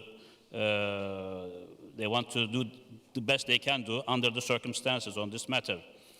Also, I think another U.S. interest is prompted by the fact that Iran is getting under the wing of China, to put it bluntly, more and more, becoming a staging ground for China to project its power in the Middle East and in the Gulf. And therefore, they realize that without some sort of arrangement with Iran, testing their goodwill under the new regime, it will be difficult to continue the status quo. And sooner or later, because Iran already has its own buyers from the East, and the sanctions, of course, seriously affected Iran's ability. And so now the US, I think, could use this as a leverage, saying that the sanctions work, now we can sit on the table and deal with Iran. But this is happening in a way that alienates some of the Gulf countries, especially Saudi Arabia. One of the reasons why we have been witnessing a serious divide between Riyadh and Washington is the way how Washington is handling Iran without taking into consideration, as they say, the underlying concerns in the Gulf region. And, but sooner or later, Washington and other capitals, I think, recognize that Iran will get into the picture. And so how this is going to be done, whether through the best solution you have or some progressive piecemeal approach, we have to see how it will evolve. But the concern here in the Gulf is quite serious. And it has moved also from being only a Shia-Sunni issue, but also within the Sunni bloc, there are divisions that we started observing. Not every GCC country and countries neighboring Iran, like Turkey, are seeing eye to eye on how Iranian issues should be handled. May I focus just on the environmental issues? I will come back to you on this, on that. Sorry? I will ask you a question related to that one. Okay. The second question is regarding the renewable energy revolutions. Actually, it was a comment on the energy mix, and it's linked actually to one of my comments earlier. How is the U.S. is going to be involved in the Kyoto Protocol after this, the whole unconventional fuel explorations in the States? Can you just give us quick comments on that one? Let me frame it in a different way. When we talk about environmental issues from oil and gas, we have to start from a point. We cannot just lay claims and just mention them and say oil is this and gas is this. Let's go back. Oil saved humanity. Natural gas saved humanity. The only reason why we have 7 billion people today, because we were able to get fertilizers from natural gas that able to produce enough food for the 7 billion people. Imagine this, without the car and without using fossil fuels in cars. Most of the people in the world will have only one job, cleaning after their horses. And what comes out of that is methane. Methane is the most potent gas. So when we talk about greenhouse gases, the worst is methane. That's what comes out of horses. We have to remember that 40% of the methane released in the world comes from cow farms, pig farms, and chicken farms. So to blame the oil industry for all the world ills and problems is nonsense. Now, as an industry, can we do things better? Yes, we are improving it all the time. That's how efficiency improved.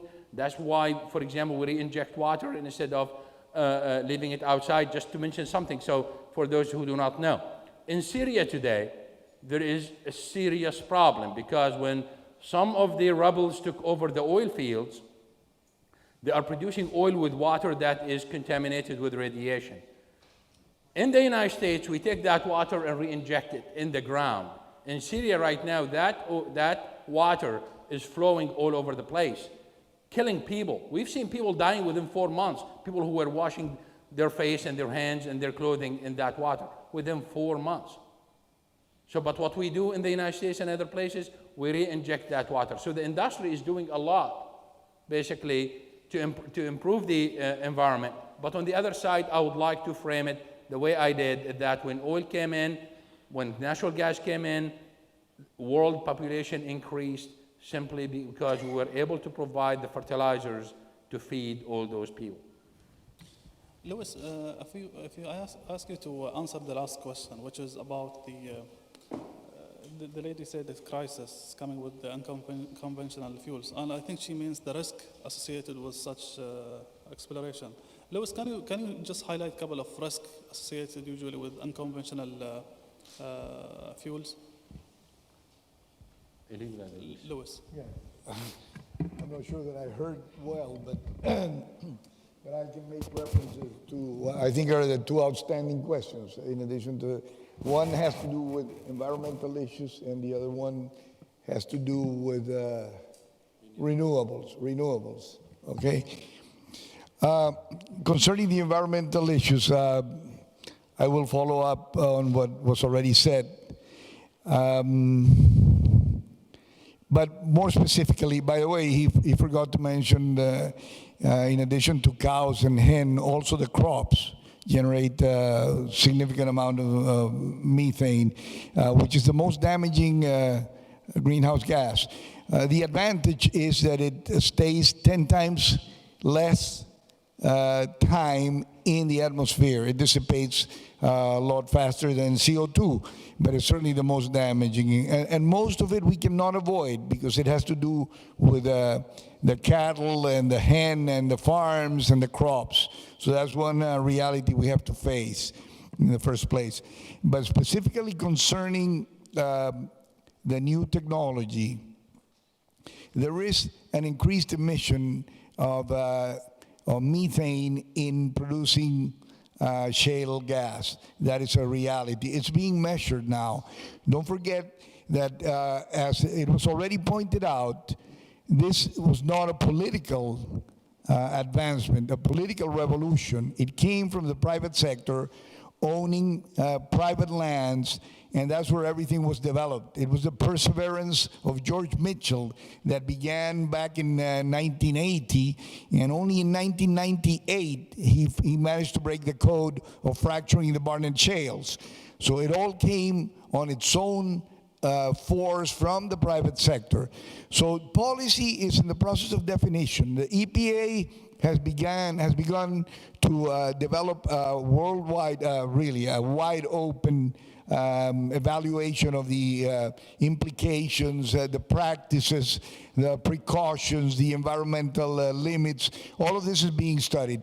In the meantime, however, the revolution has not stopped. Why? Because the states, in the United States, each one of the states has created a proper set of rules. So this doesn't stop because it's bringing a lot of great benefits to the United States on the economic front.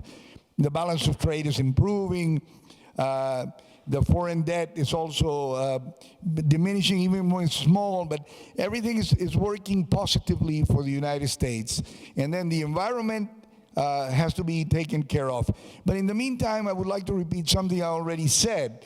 The two fronts of attack from the environmental standpoint have to do with the water and with the emissions of methane. The emissions of methane, we already made a comment on that.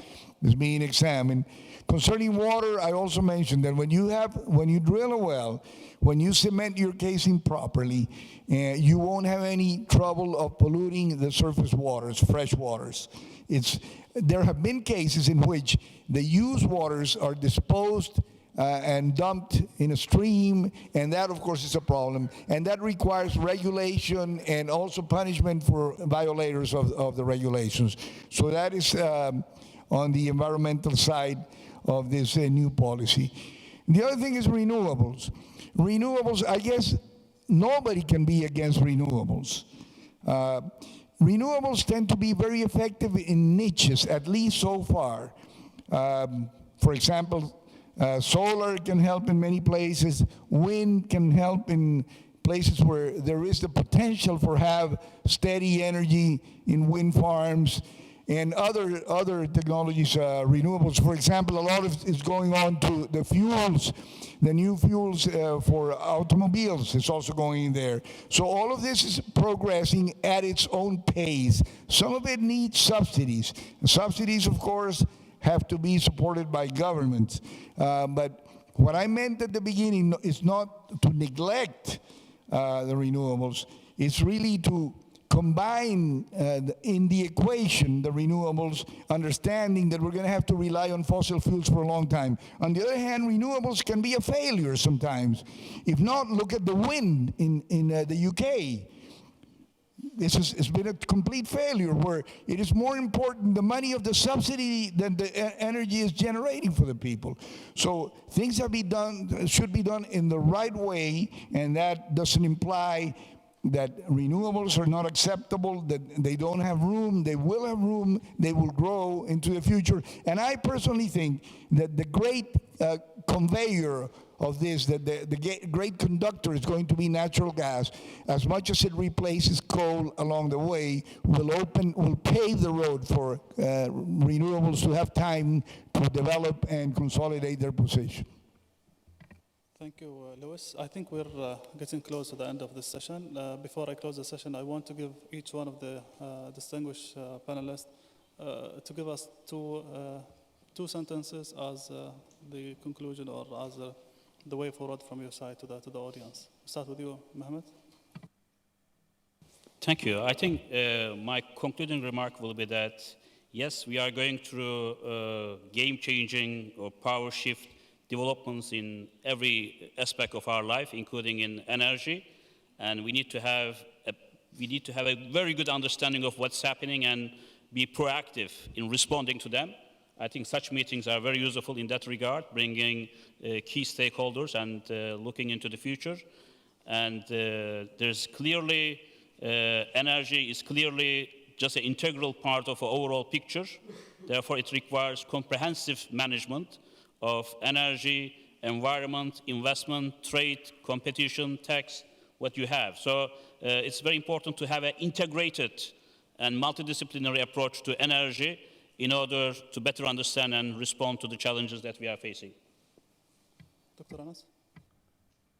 The energy demand in MENA countries is going to be determined by the demand for water. The demand for water is going to be determined by urbanization. We see massive urbanization in those countries. A city like Riyadh grew like crazy in recent years, and we don't have enough power even to supply it to the people.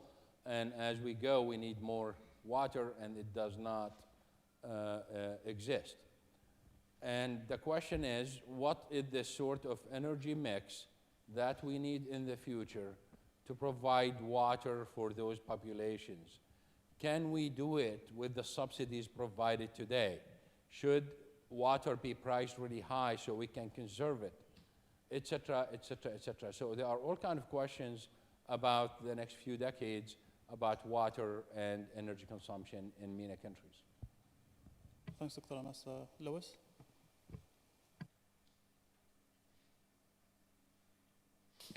My final reflection has to do with the dilemma between economic growth and protection of the environment, and especially global warming.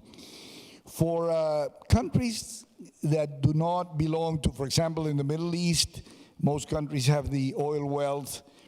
In the big powers like the UK, the United States, and other countries in the world, there is an earning power for the average citizen, which is acceptable for having a decent life.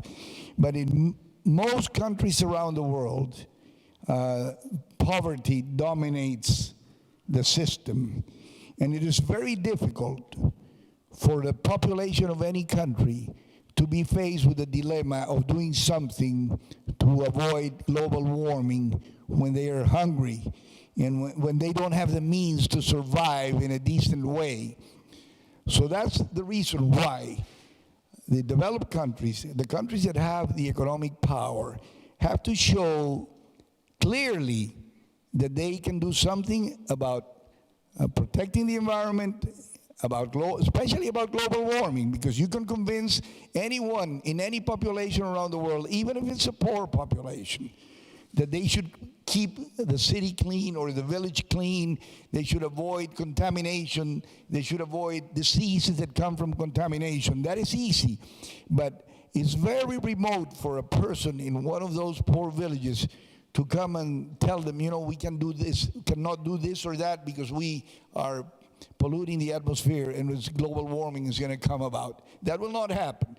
So it is up to the developed countries to really come up with the answers and the solid positions that will allow to make for the example of doing the right things, understanding the proper balance between those initiatives and using the energy that is necessary for development. And that, as you step down from the big powers and you go down to others, points around the geography, is even more important. If you want to convince people to do a lot for improving the environment, we have to give them a decent way of life, and that means they have to have energy, and the only way to really develop population and develop them into having a decent way of life is providing the necessary energy. Thank you, Luis. I'll do my final remarks in Arabic. استمعنا لثلاث محاور. We had 3 pivots and 3 presentations tackling the implications of the unconventional fuels and on the region. And the 3 presentations were about implications on the world market, specifically in the Gulf region, and also the energy worldwide. Concerning the UAE, it's going through the mixture of the diversity of economy and the diversity of energy resources. And the latest changes were political. Accordingly, there was changes in the energy arena. And we have seen some positive implications as sometimes the UAE are pressured in the field of oil. And we started to import gas to be used in the power plants. This is very positive concerning the supply and energy insurance for the local investments. There are some investments by our local companies, and this is a trend, and we are seeing the investments and what are the experiences and the lesson learned in the US and other companies abroad, and working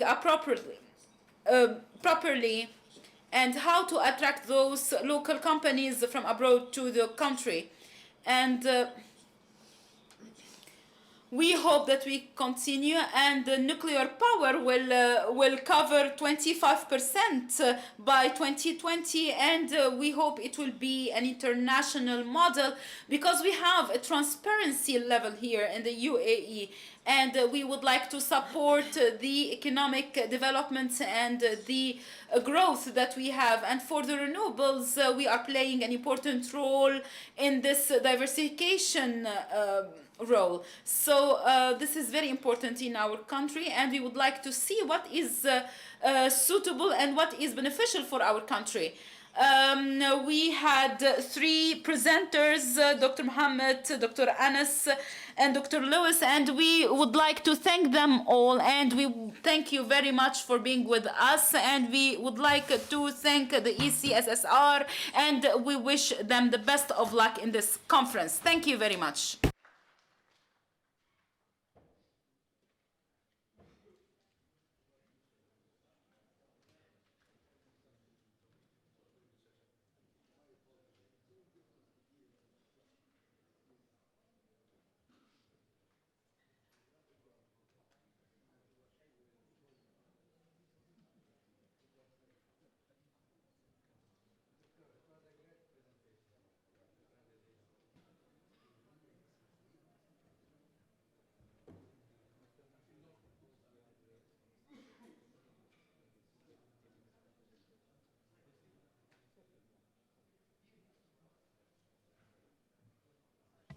Bismillahirrahmanirrahim. In the name of God Almighty, the most gracious, the most merciful, we start the second session. I would like to express my appreciation for the ECSSR and for Dr. Jamal Sanad Al-Suwaidi for organizing this conference and for the good choices that he has done. It is a very important subject regarding the production of oil, of shale gas and oil, which constitute both very important changes that relate directly to the future of the oil in the region, whether in the field of consumption or production.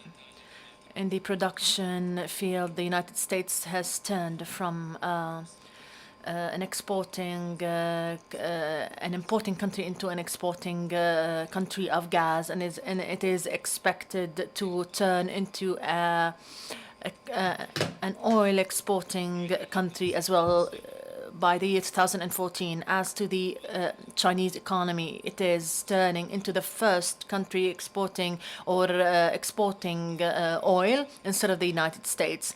This has affected the UAE and the countries of the GCC.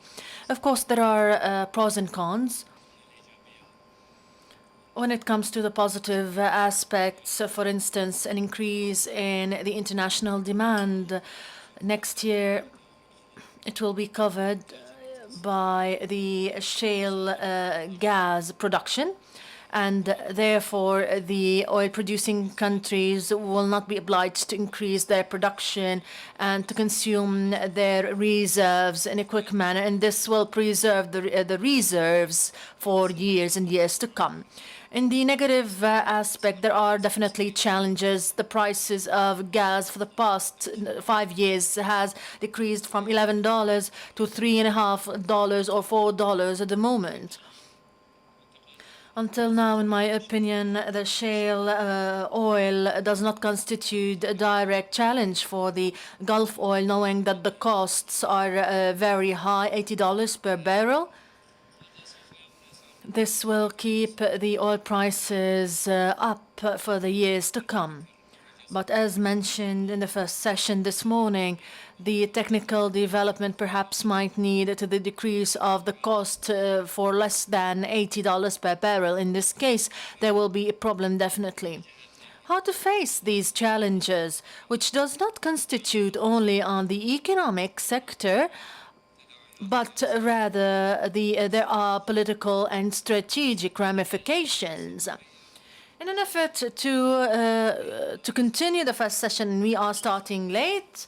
I shall be brief, and I've spoken to the speakers as well. They will have each 15 minutes for their speeches. We have 3 lectures. We start with the first study and first paper. Allow me to welcome Dr. Philip Andrews Speed,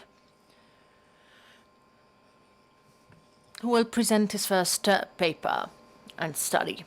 Please, Go ahead, you have the floor. Thank you very much. It's good to be back here again. I think it's my third time over the last 6 or 8 years to speak at your annual conference.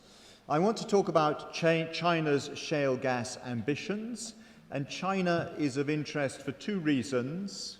First, because its potential reserves of shale gas may be the largest in the world, and second, because it's an excellent example of how the institutions of governance may not be supportive of the extraction of shale gas at the rate that the government would like. And as was pointed out earlier, the US is rather unique, and I think China is just one example of how the institutions of governments may constrain the rapid growth of shale gas production. So I'm going to briefly talk about the motivation of China for producing this gas, look at the supposed resource base and targets, what's been happening, but I want to focus mainly on the drivers and the constraints and the outlook for China. So here is a graph of China's gas supply and demand over the last 20 years or so, and you can see that there is a gap between production and consumption that is being filled by imports, and this gas is getting bigger, this gap is getting bigger year by year as it is for oil. And so the government want to produce the shale gas and coal bed methane to fill this gap for a start, and so they can have more gas in order to substitute for coal. And they look at the US. This is a curve of coal bed methane and shale gas production in the US, and you can see that the US, like China, has been struggling to raise its coal bed methane production over the last 20 years, whereas shale gas truly has been a revolution.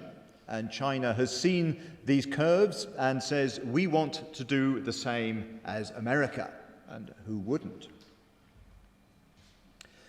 If we look at estimates of the resource base, whether from the Ministry of Land and Resources in China or from the US Energy Information Administration, these are large numbers, 25, 30 or more billion cubic meters of technically recoverable gas.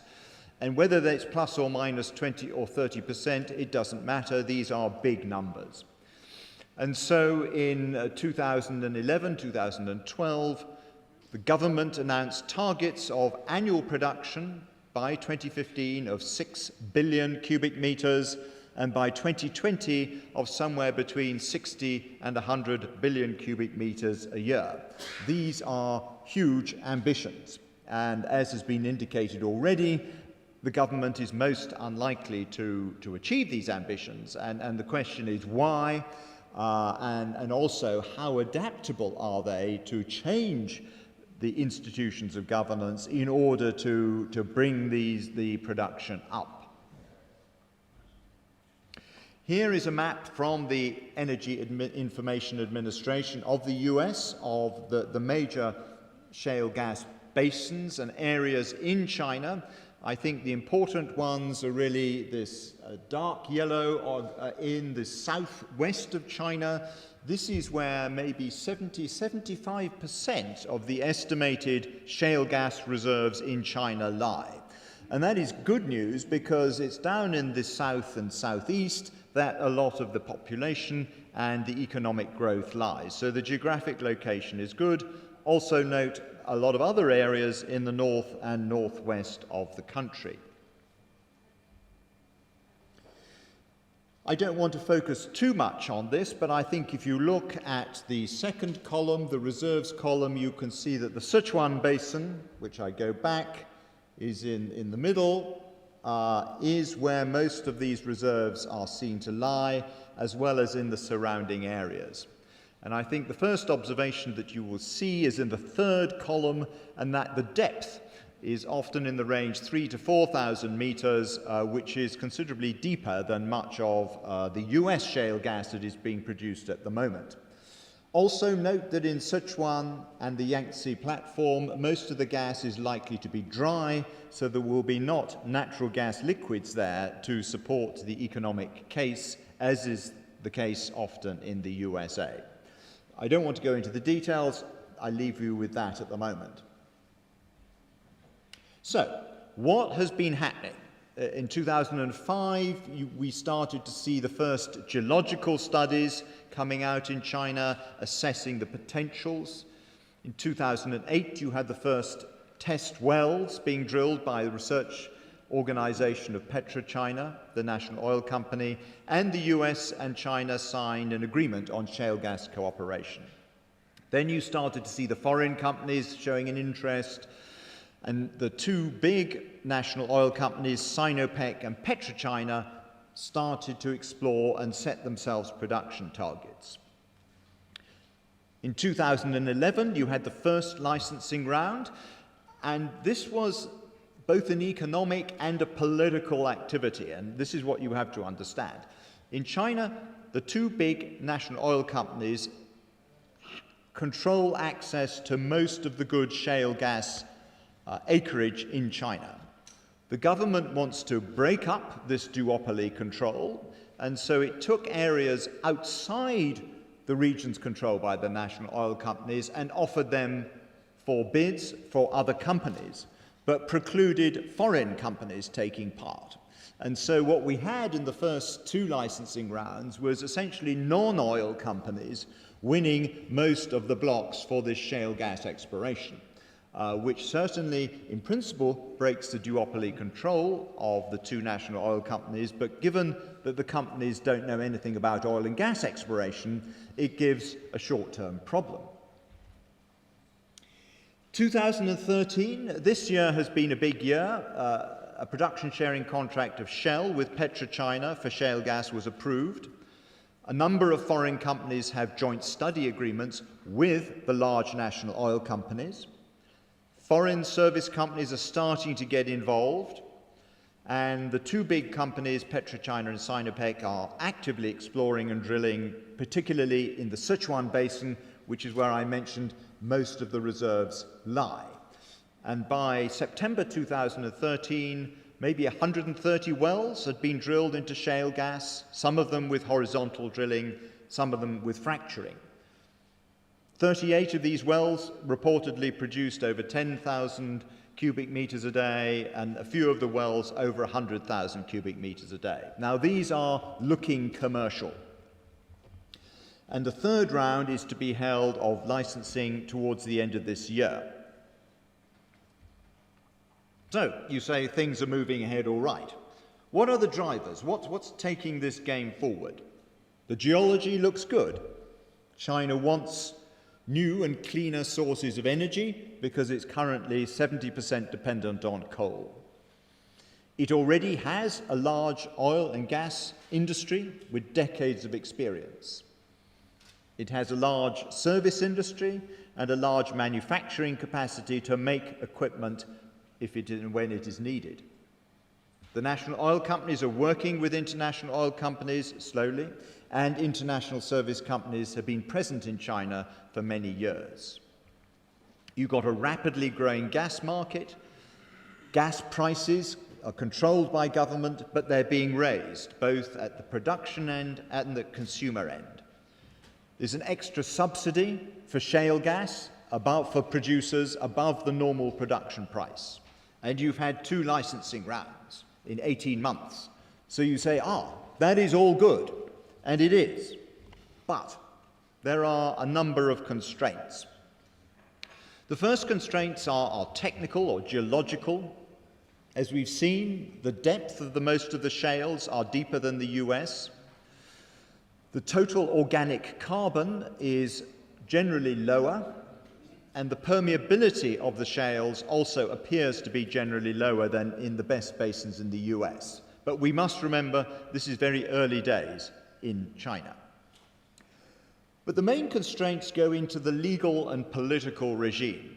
At the moment, we have 2 legal regimes for shale gas in China. One covers the area where the national oil companies control access to the resources. And for that, you have to enter a production sharing contract with one of those 2 companies. Or you have the other regime where they have the licensing rounds, but foreign companies are still not allowed in except through joint venture agreements with whoever wins the bidding round. And on both sides, the legal regime for shale gas is still not clear. So there's a lot. You talk to law firms and foreign companies in China, and there is a huge amount of regulatory uncertainty. In the north and west, should they wish to explore there, there is a huge shortage of water. There are deserts there, just as there are in this part of the world. If you go to the south, there is plenty of water, but there are also hundreds of millions of people, and every acre of land has people living on it. Also, in some of the shale gas areas are quite hilly or mountainous, unlike much of the shale gas basins in the US. There is a price risk because the prices are governed by government and set by government. The prices are still not generous enough, and the question is, to what extent will the government raise the prices? And for a foreign service company, there's a real risk relating to intellectual property rights. You bring in your best technologies from the USA to work with the Chinese. Can you protect your intellectual property rights? Coming back to a point that was raised earlier, in the US, you have a highly competitive, entrepreneurial and innovative oil industry with dozens of service companies, dozens of small and medium-sized exploration companies. Yes, China has decades of oil and gas experience, but it has a completely different competitive landscape when it comes to oil and gas exploration, and the current shortage of the relevant equipment and skills. So on the one hand, you have the drivers, good geology, a real will to exploit this resource, but on the other hand, you have a raft of constraints, and I've only just touched on them: geological, economic, industrial, and regulatory, and behind a lot of this, political constraints that is preventing the government opening up the shale gas to full foreign involvement, which, of course, 30 years ago it did for the offshore. When it recognized it did not have the technology, it opened the offshore to all comers. It has not repeated that with the shale gas. So, what is the outlook for China's shale gas ambitions? I would repeat what Mehmet Oğuzcu said, that the targets for 2015 will certainly not be met. The targets for 2020 will also probably not be met unless radical changes are made very soon. Clearly, we need exploration wells to come up with good flow rates and demonstrate reserves, and to drive down costs, because costs at the moment are very high. The licensing process, as administered by the Ministry of Land, has to improve. They've got to stop giving licenses to companies who don't know what they're doing, and have to open up the bids to companies who do know what they're doing. Foreign investors need regulatory clarity, and foreign service companies need attractive deals with whoever the operators are. And there has to be some long-term price credibility. So there are a number of urgent issues the government needs to address, and I think the key actors in government know that they haven't done very well in the last 2 or 3 years in addressing the non-technical issues. In the longer term, there's a real problem with pipeline access. The state oil companies control access to pipelines. There are no rules on third-party access.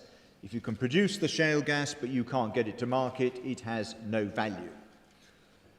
And I think also somehow the government has to persuade or force the national oil companies to give up much of the very good acreage that they are sitting on and not doing anything with.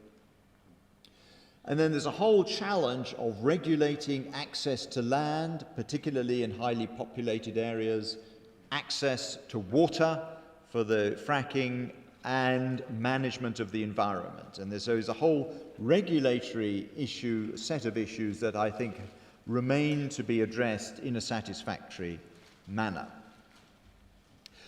So, yes, China may have the largest or almost the largest reserves of shale gas in the world.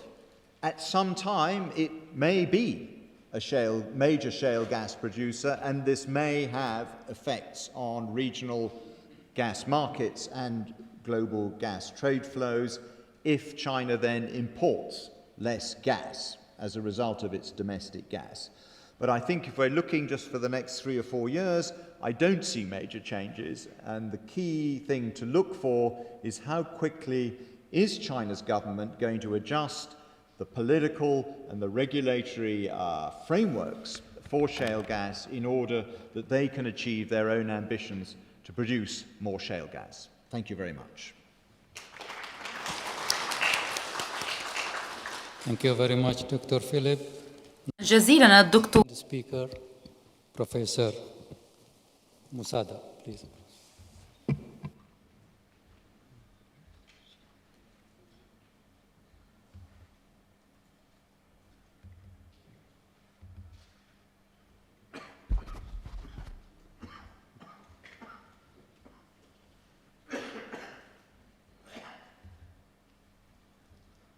Thank you for introduction.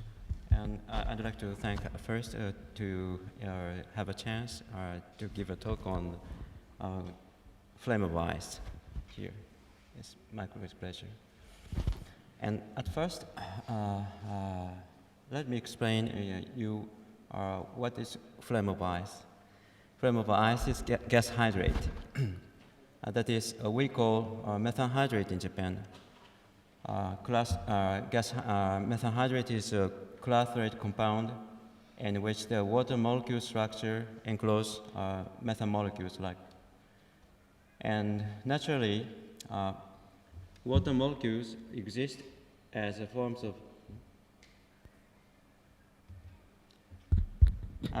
of hydrogen bonded clusters in natural water. And when we cool down the water, this hydrogen bonding becomes stronger to form cage structures like this. And if methane coexists with water under high pressure and low temperature conditions, methane molecules is trapped into this cage to form hydrate crystals. So methane hydrate crystals are stable, only stable under high pressure and low temperature conditions. It looks like ice, like this. But when we set the methane hydrate artificially made under high pressure and low temperature conditions into the atmospheric pressure conditions, it dissociates into methane and water by lowering pressure. Methane is released from the cage from this reaction.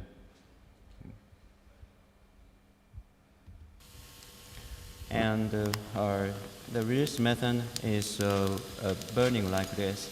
So it looks like hydrate is burning. So we call hydrate flammable ice.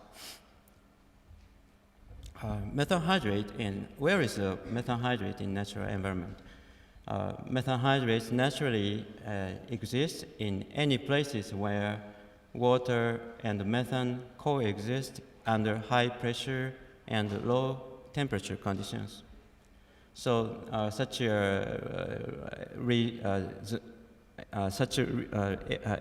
is appeared in the sediments under deep water and permafrost of Alaska, Canada, and Russia. And Dr. Milkov reported methane volume in the world marine hydrates correspond to 1,000 to 5,000 trillion cubic meter. So the methane potential of methane hydrate as an energy resource is very huge. And in Japan, we started, Japanese government started Japan's methane hydrate R&D program in fiscal year 2001. Its final goal is to establish the technology platform for commercial gas production from offshore gas methane hydrates.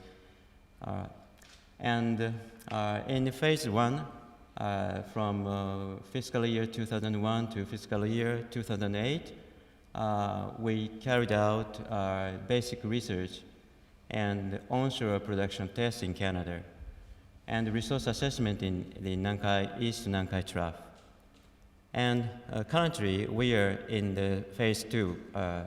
And so the important goal of phase two is to demonstrate gas production from offshore methane hydrates. And so just briefly explain about the technology progress in methane hydrate research, R&D. The first one is resource assessment. We established the methodology to delineate methane hydrates concentrated zones based on 3D seismic survey and well log data. This slide shows seismic cross-section, and this is the seismic cross-section, and this lower picture shows a velocity profile.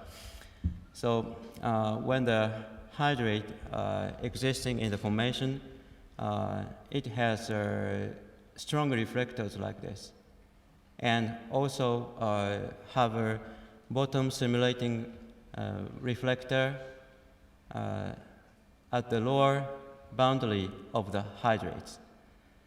And also in the hydrate existing bearing formations, velocities, pressure velocities becomes very high. And hydrates also often existing in the turbidite sands. So the bottom hole simulating reflector, turbidite sands, strong reflector, and high velocity anomaly. These four factors are very important to resource assessment. And applying this technology, we carried out resource assessment of methane hydrate in the Eastern Nankai Trough. And found Eastern Nankai Trough is this red area.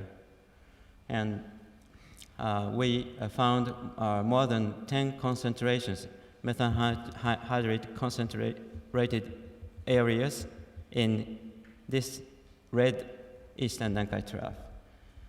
And estimated original gas in place volume is about 0.57 trillion cubic meter of methane gas in hydrate concentrated zones, 20 trillion TCF, and about 1.1 trillion cubic meter of methane gas in total zones in the Nankai Trough.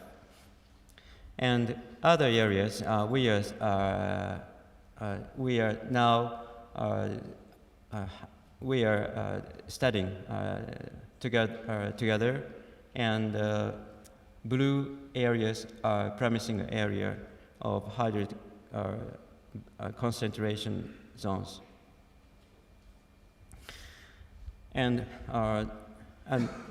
next technology progress in production method and modeling. We developed a new hydrate reservoir simulator called MH21 Hydrate to predict methane hydrate reservoir performance. And we took samples of natural sediments bearing hydrates, or we made artificial methane hydrate sediment cores in the laboratory, and National Institute of Advanced Industrial Science and Technology, AIST, established a methane hydrate research center to investigate the mechanical properties of hydrate sediments and the dissociation properties of hydrates cores like this. And through the studies of experimental studies and simulation studies, we concluded that the best method is the depressurization to recover gas from methane hydrates. This slide shows a concept of gas depressurization. We completed the well into the hydrate zones and set the pump, and water is lifted from the well bore. Then the bottom hole pressure of the well becomes decreased. And by decreasing, the pressure reduction in the well bore propagates into the methane hydrate layer, and the hydrate becomes unstable and dissociates into gas and water. And the gas and water flows into the well, and hydrate dissociation is endothermic reaction, so the temperature of the formation decreases. And geothermal heat becomes the driving force of dissociation, and hydrate dissociation continues, and methane gas is produced from the well. So this is the most promising method, we think, because high energy profit ratio could be achieved. And to demonstrate the efficacy of the depressurization method, we succeeded in field gas production tests in Mackenzie Delta, Canada onshore methane hydrate test in 2008. And this time, by following the success in Canada onshore production test, we carried out the first offshore methane hydrate production test off the coast of Atsumi and Shima peninsulas. The location site is water depth is about 1,000 meters, and top of hydrate bearing formation is 270 meters below the seafloor. This is the location of the test, and this is a Japan island map, and this is the location. Okay. And overall structure of the first offshore production test, this slide shows. We started the drilling of monitoring wells in fiscal year 2011, and later this year we completed a production well and set the bottom hole assembly and carried out a flow test. And we drilled took cores by drilling coring wells, and seismic. We have been doing seismic monitoring before and after the flow test, and also environmental monitoring of methane leakage and seabed inclination, monitoring seabed inclination change. This is the layout of production test wells. This is a P well, means production well, and the PT1 well is a temperature monitoring well, and the PC well is also a temperature monitoring well, and the C well we drilled here to take cores and for determining the production interval. And in the two monitoring wells, each monitoring well is set on the locations about 20 meters apart from the production well, like this. And fiber optic distributed temperature sensing cable and cable with resistance temperature detectors are installed in the monitoring well. And drilling, and I'd like to explain drilling and well completion operations. After completed a production well and 2 monitoring wells, we set the bottom hole assembly before the production test. And the production intervals are completed with the sand screen and gravel pack. This in 2 and 5/8 open hole. And after setting BOP and connecting riser, such as screen and ESP pump and heater and gas and water separator, set it, as a bottom hole assembly. And we use deep sea drilling vessel Chikyu, owned by JAMSTEC, Japan Energy for Marine Earth Science Technology, for drilling and production testing. And before the production test, we connected the temperature sensor cable to the sea floor on board for real-time monitoring of temperatures. And the results of the test we are now still under analysis, so we have more detailed data, but I cannot open this time, so I just mentioned the results. In March 12 this year, we started the flow test, finishing running bottom hole assembly and install packer, and start water lifting, start pumping at 5:40 a.m. So start to decrease the pressure. And about four hours later, the bottom hole pressure becomes to about 5 megapascal, and gas production are confirmed from the dissociation of methane hydrate layers. And at 10 a.m., ignited flaring, and this picture, gas is burning. And our gas production data is about 6 days continuous production. And approx production volume is, cumulative volume is 20,000 cubic meter, and average gas production rate we obtained about 20,000 cubic meter per day. And the technology is expected. First step is first offshore production test. We got we could produce gas from methane hydrate, but the production rate is very low. So the next step is the more long-term and at higher rate production tests we have to do.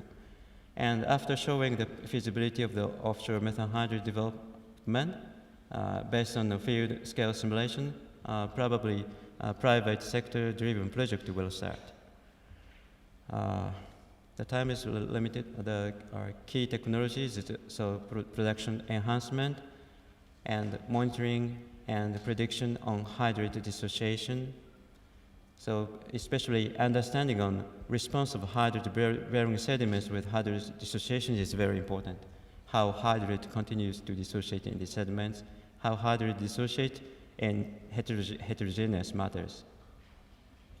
And well completion is our key technology, technology to prevent sand production after hydrate dissociation. And this is summary.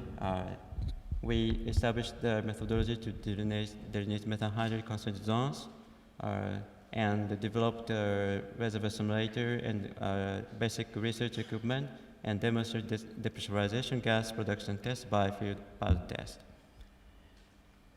Next step will be the second offshore gas production test, demonstrate longer and safe gas production from hydrate reservoirs. Probably currently our situation, historical data of, this is the historical data of Japan's primary energy supply primary energy supply greatly changed due to the March 11th big earthquake disaster. So currently, nuclear power, the ratio is 0.7%, and our primary energy is supported by fossil fuel, 91.1%. So we have seriously have a research on methyl hydrate, will be next generation energy resource. Thank you very much. Thank you, Professor Musoda. Now we move to last speaker, Professor Manusher Doraj.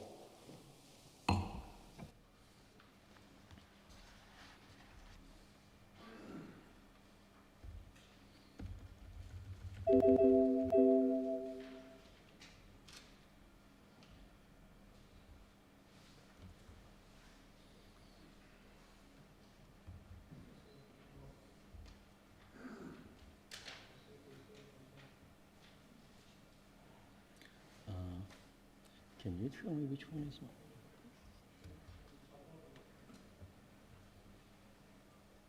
Where the hell is this thing?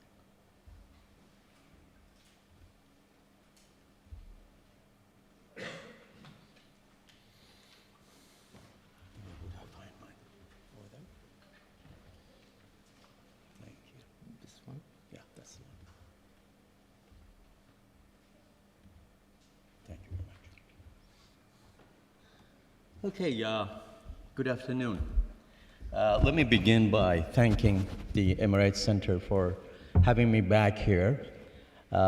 It's a pleasure and honor to join this esteemed group of colleagues who have gone before me. And I have the unfortunate task of being the last panelist on this panel, and I did not know that we're going to have a presenter on China's shale gas and Japan's methane hydrate. So I had prepared my paper to cover both of those issues, and then come at the end talk about ramification of all of that for the Gulf Cooperation Council. So I would go over what my colleagues have not covered in those two countries, and I'm also in my case study I have South Korea as well, and I'll talk about that. Then I'll talk about ramification of that for energy relations of Asia Pacific, those three nations with GCC.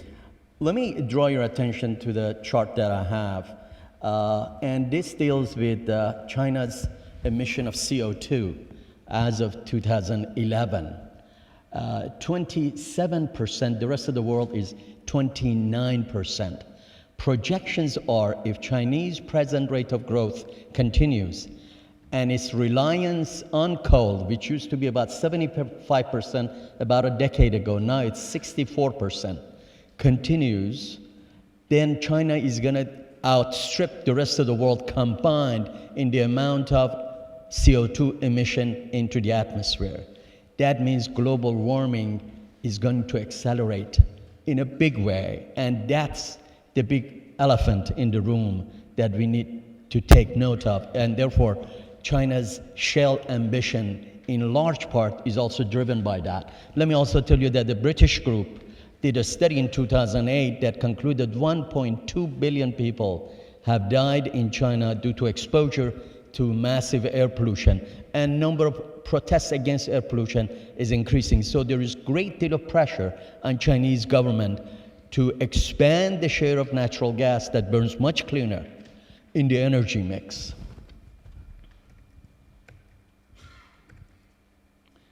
And this shows you how China's natural gas production and consumption has increased fairly dramatically. And then the forecast for 2013, natural gas is 5%, and as we would see by 2020, is forecasted to be about 10%. But the Chinese ambition is, of course, to expand it far beyond that should the shale revolution, as it is called, become materialized in China. And I think, as it was said earlier, there are too many obstacles, and American experience here cannot be easily replicated in other parts of the world the conditions that made shale revolution possible in America does not exist. We have seen it in Poland, which they have abandoned it altogether. We have seen it in France, that the government has banned fracking as a method to extract energy. So it's not for everyone. But I believe that China and Japan, although their government forecast is much more optimistic, both will be positioned by 2020 optimistically, by 2030 perhaps more realistically, to have substantial and perhaps, and this is another major issue, how cost effective it is and how environmentally effective it is. In China, as it was mentioned, there are mountainous regions, in Sichuan region, there are deserts where there is no water, and mountainous region where you have to drill much deeper, and therefore at a higher cost, in order to extract the gas for it to be economical. And if in the US you can import that gas, let's say from US, much cheaper, the incentive for you to expand fracking, given its environmental hazards, that also is going to be very massive, is going to be questionable as an economic enterprise more than anything else. Okay, therefore I want to speak a little bit about renewables, which we have not talked about. While New York Times now calls China as #1 pollutant in the world, but China is also ranks #1 in the world in the amount that it invests in renewables. And the share of renewables is going to expand fairly dramatically in China's energy mix by the year 2020, 2030. And China also largest producer of solar cell in the world. 30% of solar cells are produced in China, and receives 65.1 billion in 2012 alone for purpose of producing clean energy. And it also invests a great deal in developing nations in wind energy, solar energy, biomass, etc. And this, for example, shows you that China's share of renewables is going to be very competitive with the United States, and maybe in future it would outstrip the United States. This chart gathers it much better that China is almost very close to the rest of the world in share of renewables as a total potential energy sources. And of course, where China mostly invests is United States and West Europe. Let me then talk about Japan as the biggest importer of liquefied natural gas. But Japan is very keen because liquefied natural gas, which has to be shipped, Japan does not have. One of the things that I forgot to mention in regard to China, that they have been very active in acquiring assets around the world in shale reserves, right? Chesapeake of Oklahoma, about $1 billion. And in addition to Chesapeake, there is a major shale gas company in Canada worth $15 billion, and another shale gas company in Canada worth $2.2 billion. PetroChina has acquired $2.2 billion, and then Nexim gas in Canada has been acquired by CNOOC for $15 billion. So Japan and South Korea do not have these major assets in shale gas in other parts of the world. And liquefied natural gas usually costs more. Therefore, it's very imperative for Japan, the reason for methane hydrate investment and all the risk that is associated with it. Some of the environmental studies argue that if methane hydrates are not, because they're in very condensed formation, if they're not extracted with care, they can create great deal of methane hydrate released to the ocean floor. Then in turn it would be released to the atmosphere. The environmental impact of that would be huge. And of course, the amount of methane hydrate that Japan has is also very, very noticeably significant. And this chart shows you Japanese consumption and production, the big gap there for Japan's need for more import of natural gas. The forecast for 2013 natural gas about 21% after, of course, the tsunami and the earthquake of 2011. Japan turned away from nuclear power and increased its import of natural gas a great deal. And then forecast for 2020, as we can see, the role of coal and petroleum also are going to increase in Japanese energy mix. And Japan investment in renewable energy began to increase, but the renewable energy does not play the role in Japan as it does in China. And government has tried to fix prices of renewable in order to keep them financially viable for the next 20 years. That may help a little bit, but the dependence of Japan on importing more natural gas seems to continue in the near future. And then we have South Korea, which does not have any substantial investment in unconventional fossil fuels and has witnessed, however, a steady expansion of its energy consumption, lacks major energy resources of its own, as Japan does, and relies heavily on the import. We have seen a decline in the share of oil in South Korea's energy mix due to rising share of natural gas and nuclear in its energy portfolio. But again, in case of South Korea, we see an expansion of South Korea's dependence on natural gas. Again, this chart shows you that. The 2013 forecast of energy consumption in South Korea shows you the different sectors and their share in energy mix of South Korea, and 2020 indicates that the numbers are not going to change that substantially for South Korea. And the amount of renewable is only 1.8% of total share of energy, and that is not going to change. 2020 forecast jumps that to 2% from 1.8%. Now, let me then come to the major part that I want to talk about, and that is what does all this mean for energy relation between Asia Pacific and the GCC countries.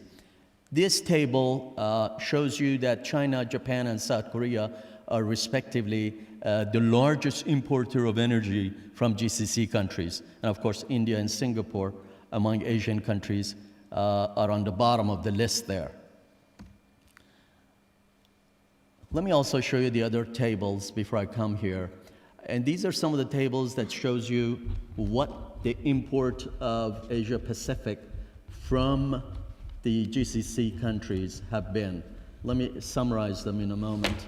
So the points that I would make after that hopefully will make a little more sense.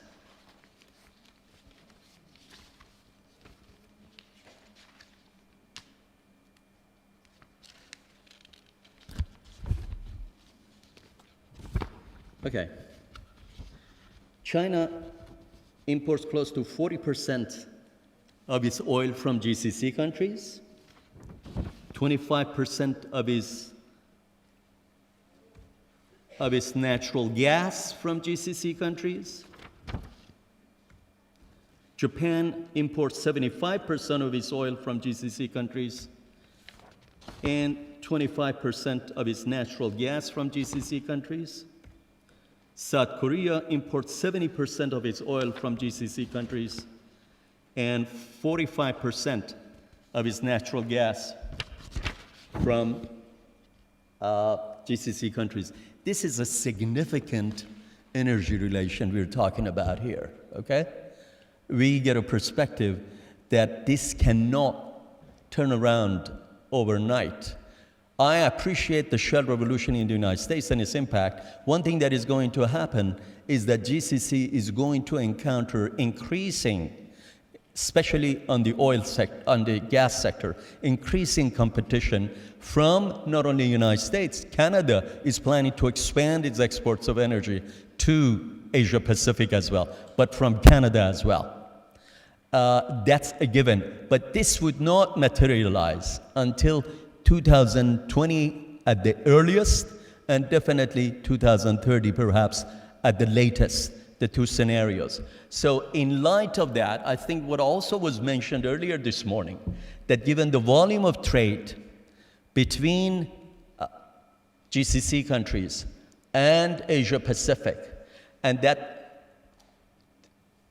geostrategic plate is shifting in favor of Asia Pacific in regard to GCC nations economically, trade-wise, and even politically, I would say that's a great incentive for GCC countries wanting to continue their energy relation for Asia Pacific to continue their energy relation with GCC.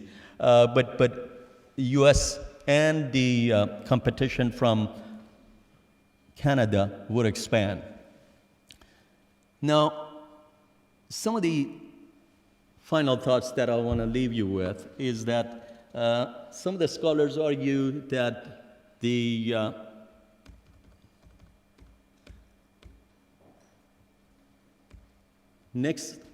age that we are in is a global age for natural gas. In order to satisfy expanding demand, production has to increase by threefold. Global energy dependence on OPEC is projected to increase from 42 to 50%. This is, of course, barring the US competition, which is going to be looming. While Asia Pacific is experimenting with certain technology, their energy independence in near future is not a given. And should the promise of shale gas revolution materialize, we may see in, let's say, 2030, a shift in focus of energy, epicenter of energy, then may shift to US, Canada, and should China be able to tap into its massive shale reserves that we know it's almost twice as much as the United States, then perhaps China, and should Japan be capable of extracting its methanes safely and economically viably, then we might see also Japan emerging as a country that would be energy self-sufficient. All of this, of course, means that it behooves the GCC states, in anticipation of that future, begin even to further diversify their economies away from oil and gas. Thank you.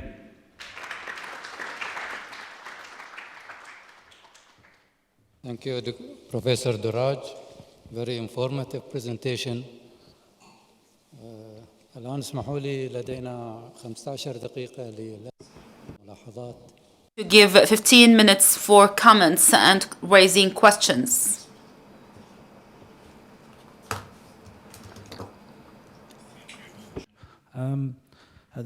In relation to Dr. Phillips, his presentation, your presentation, the underlying theme was basically liberalization in terms of China and to improve its shale gas output, a move from state ownership to private ownership, away from national ownership to foreign ownership.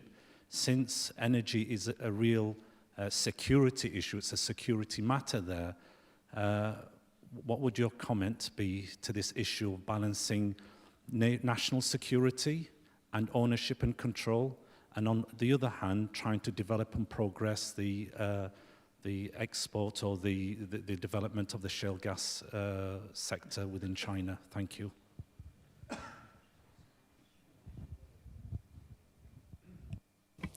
Thank you for that question.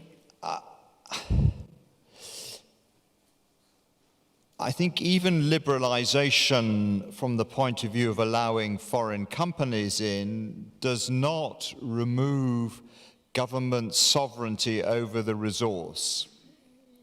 So we've seen in the offshore that the foreign companies came in, they found the oil and gas, they are producing it, but it is still Chinese oil and gas.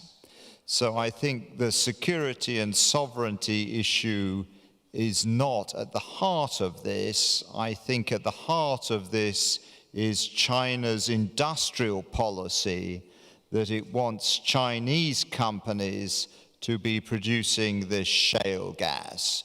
But at the same time, it's got this problem of how does it get the two big oil companies off their control of the best resources, because they're not investing rapidly because they've got other things to do. They've got conventional gas fields to produce. So I don't think it's a matter of security, it's a matter of industrial policy and versus rapid development of shale gas. And that's something only the Chinese can work out how to resolve that tension. Thank you. Yes, please go ahead.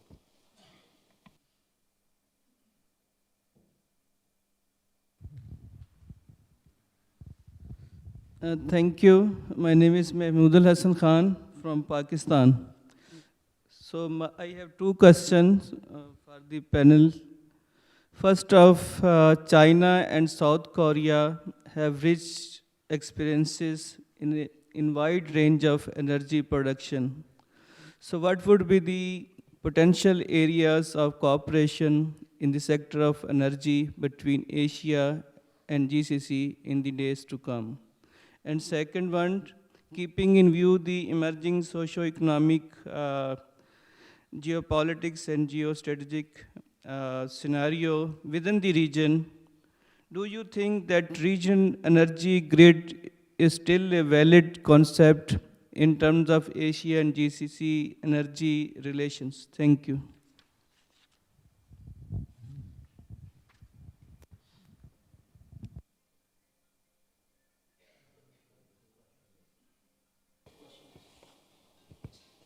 Your question concerning to whom?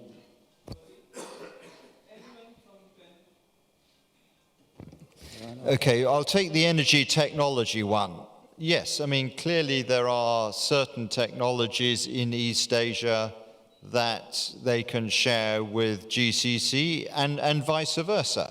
If the Chinese do manage to get shale gas going and develop their own technology, then that can be shared.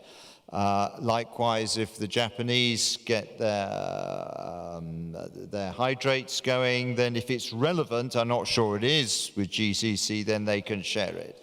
So I think that there is potential for technology sharing.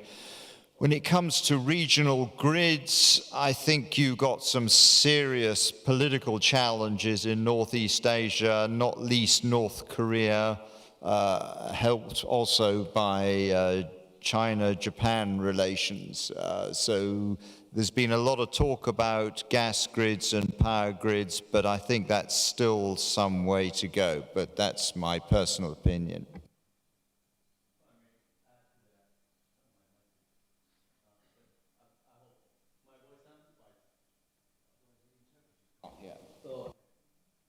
No, I see, yeah.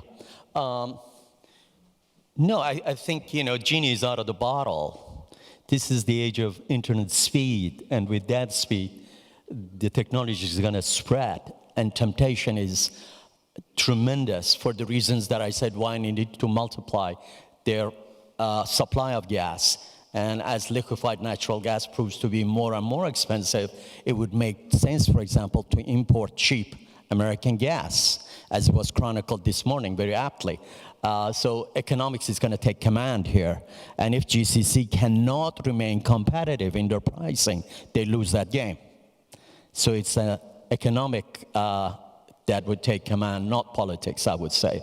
But there are, for the same reason that was mentioned, that U.S. would have enough reason, even though it would not be importing oil and gas great deal from the region, and it would become self-sufficient and then an exporter.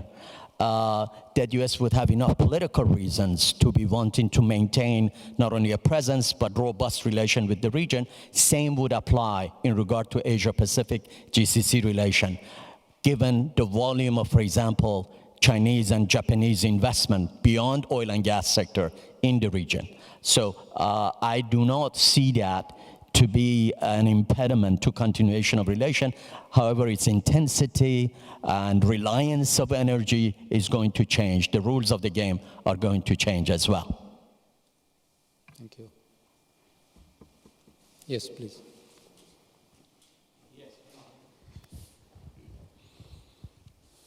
Well, again, inevitable question. China. If we look at China's projections, we expect that their current share of natural gas in energy mix is going to go up from 4% to 12, 13% perhaps.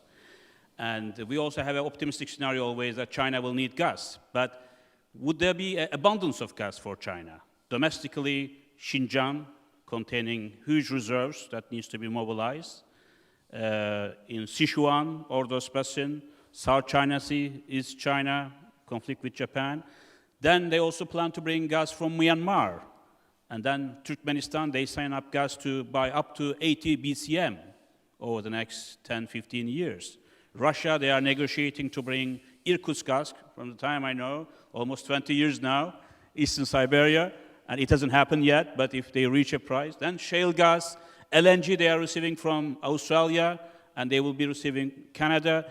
So it looks that there are so many options for the Chinese, and whether all this gas will be needed by China or not. Also, the devil's advocate scenario, China will be going down and it will have a crisis. It will not have so much demand for gas. Then renewables, nuclear in the energy mix, their role will be increasing. So if you look at this whole picture, do you really see that China will be needing all this gas from all the sources that I mentioned, and also gas to other fuels competition, how it's going to play out?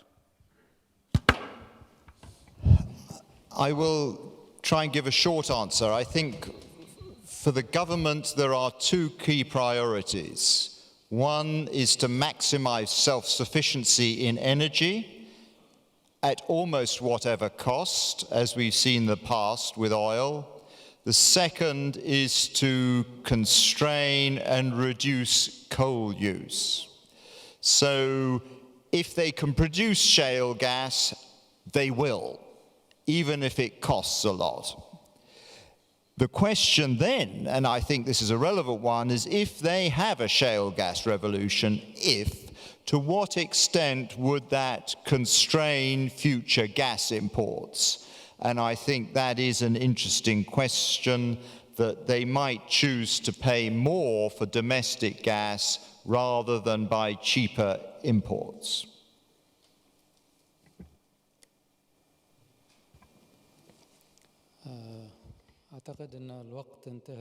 I think time is over, and accordingly we will leave the rest of questions to the rest of the sessions for tomorrow. And once again, I would like to thank the speakers and thank the audience, and we'll meet tomorrow. There is an announcement by organizer. There is a cell phone found in the hall, and please, if the owner is looking for it, please come and take it. Thank you very much.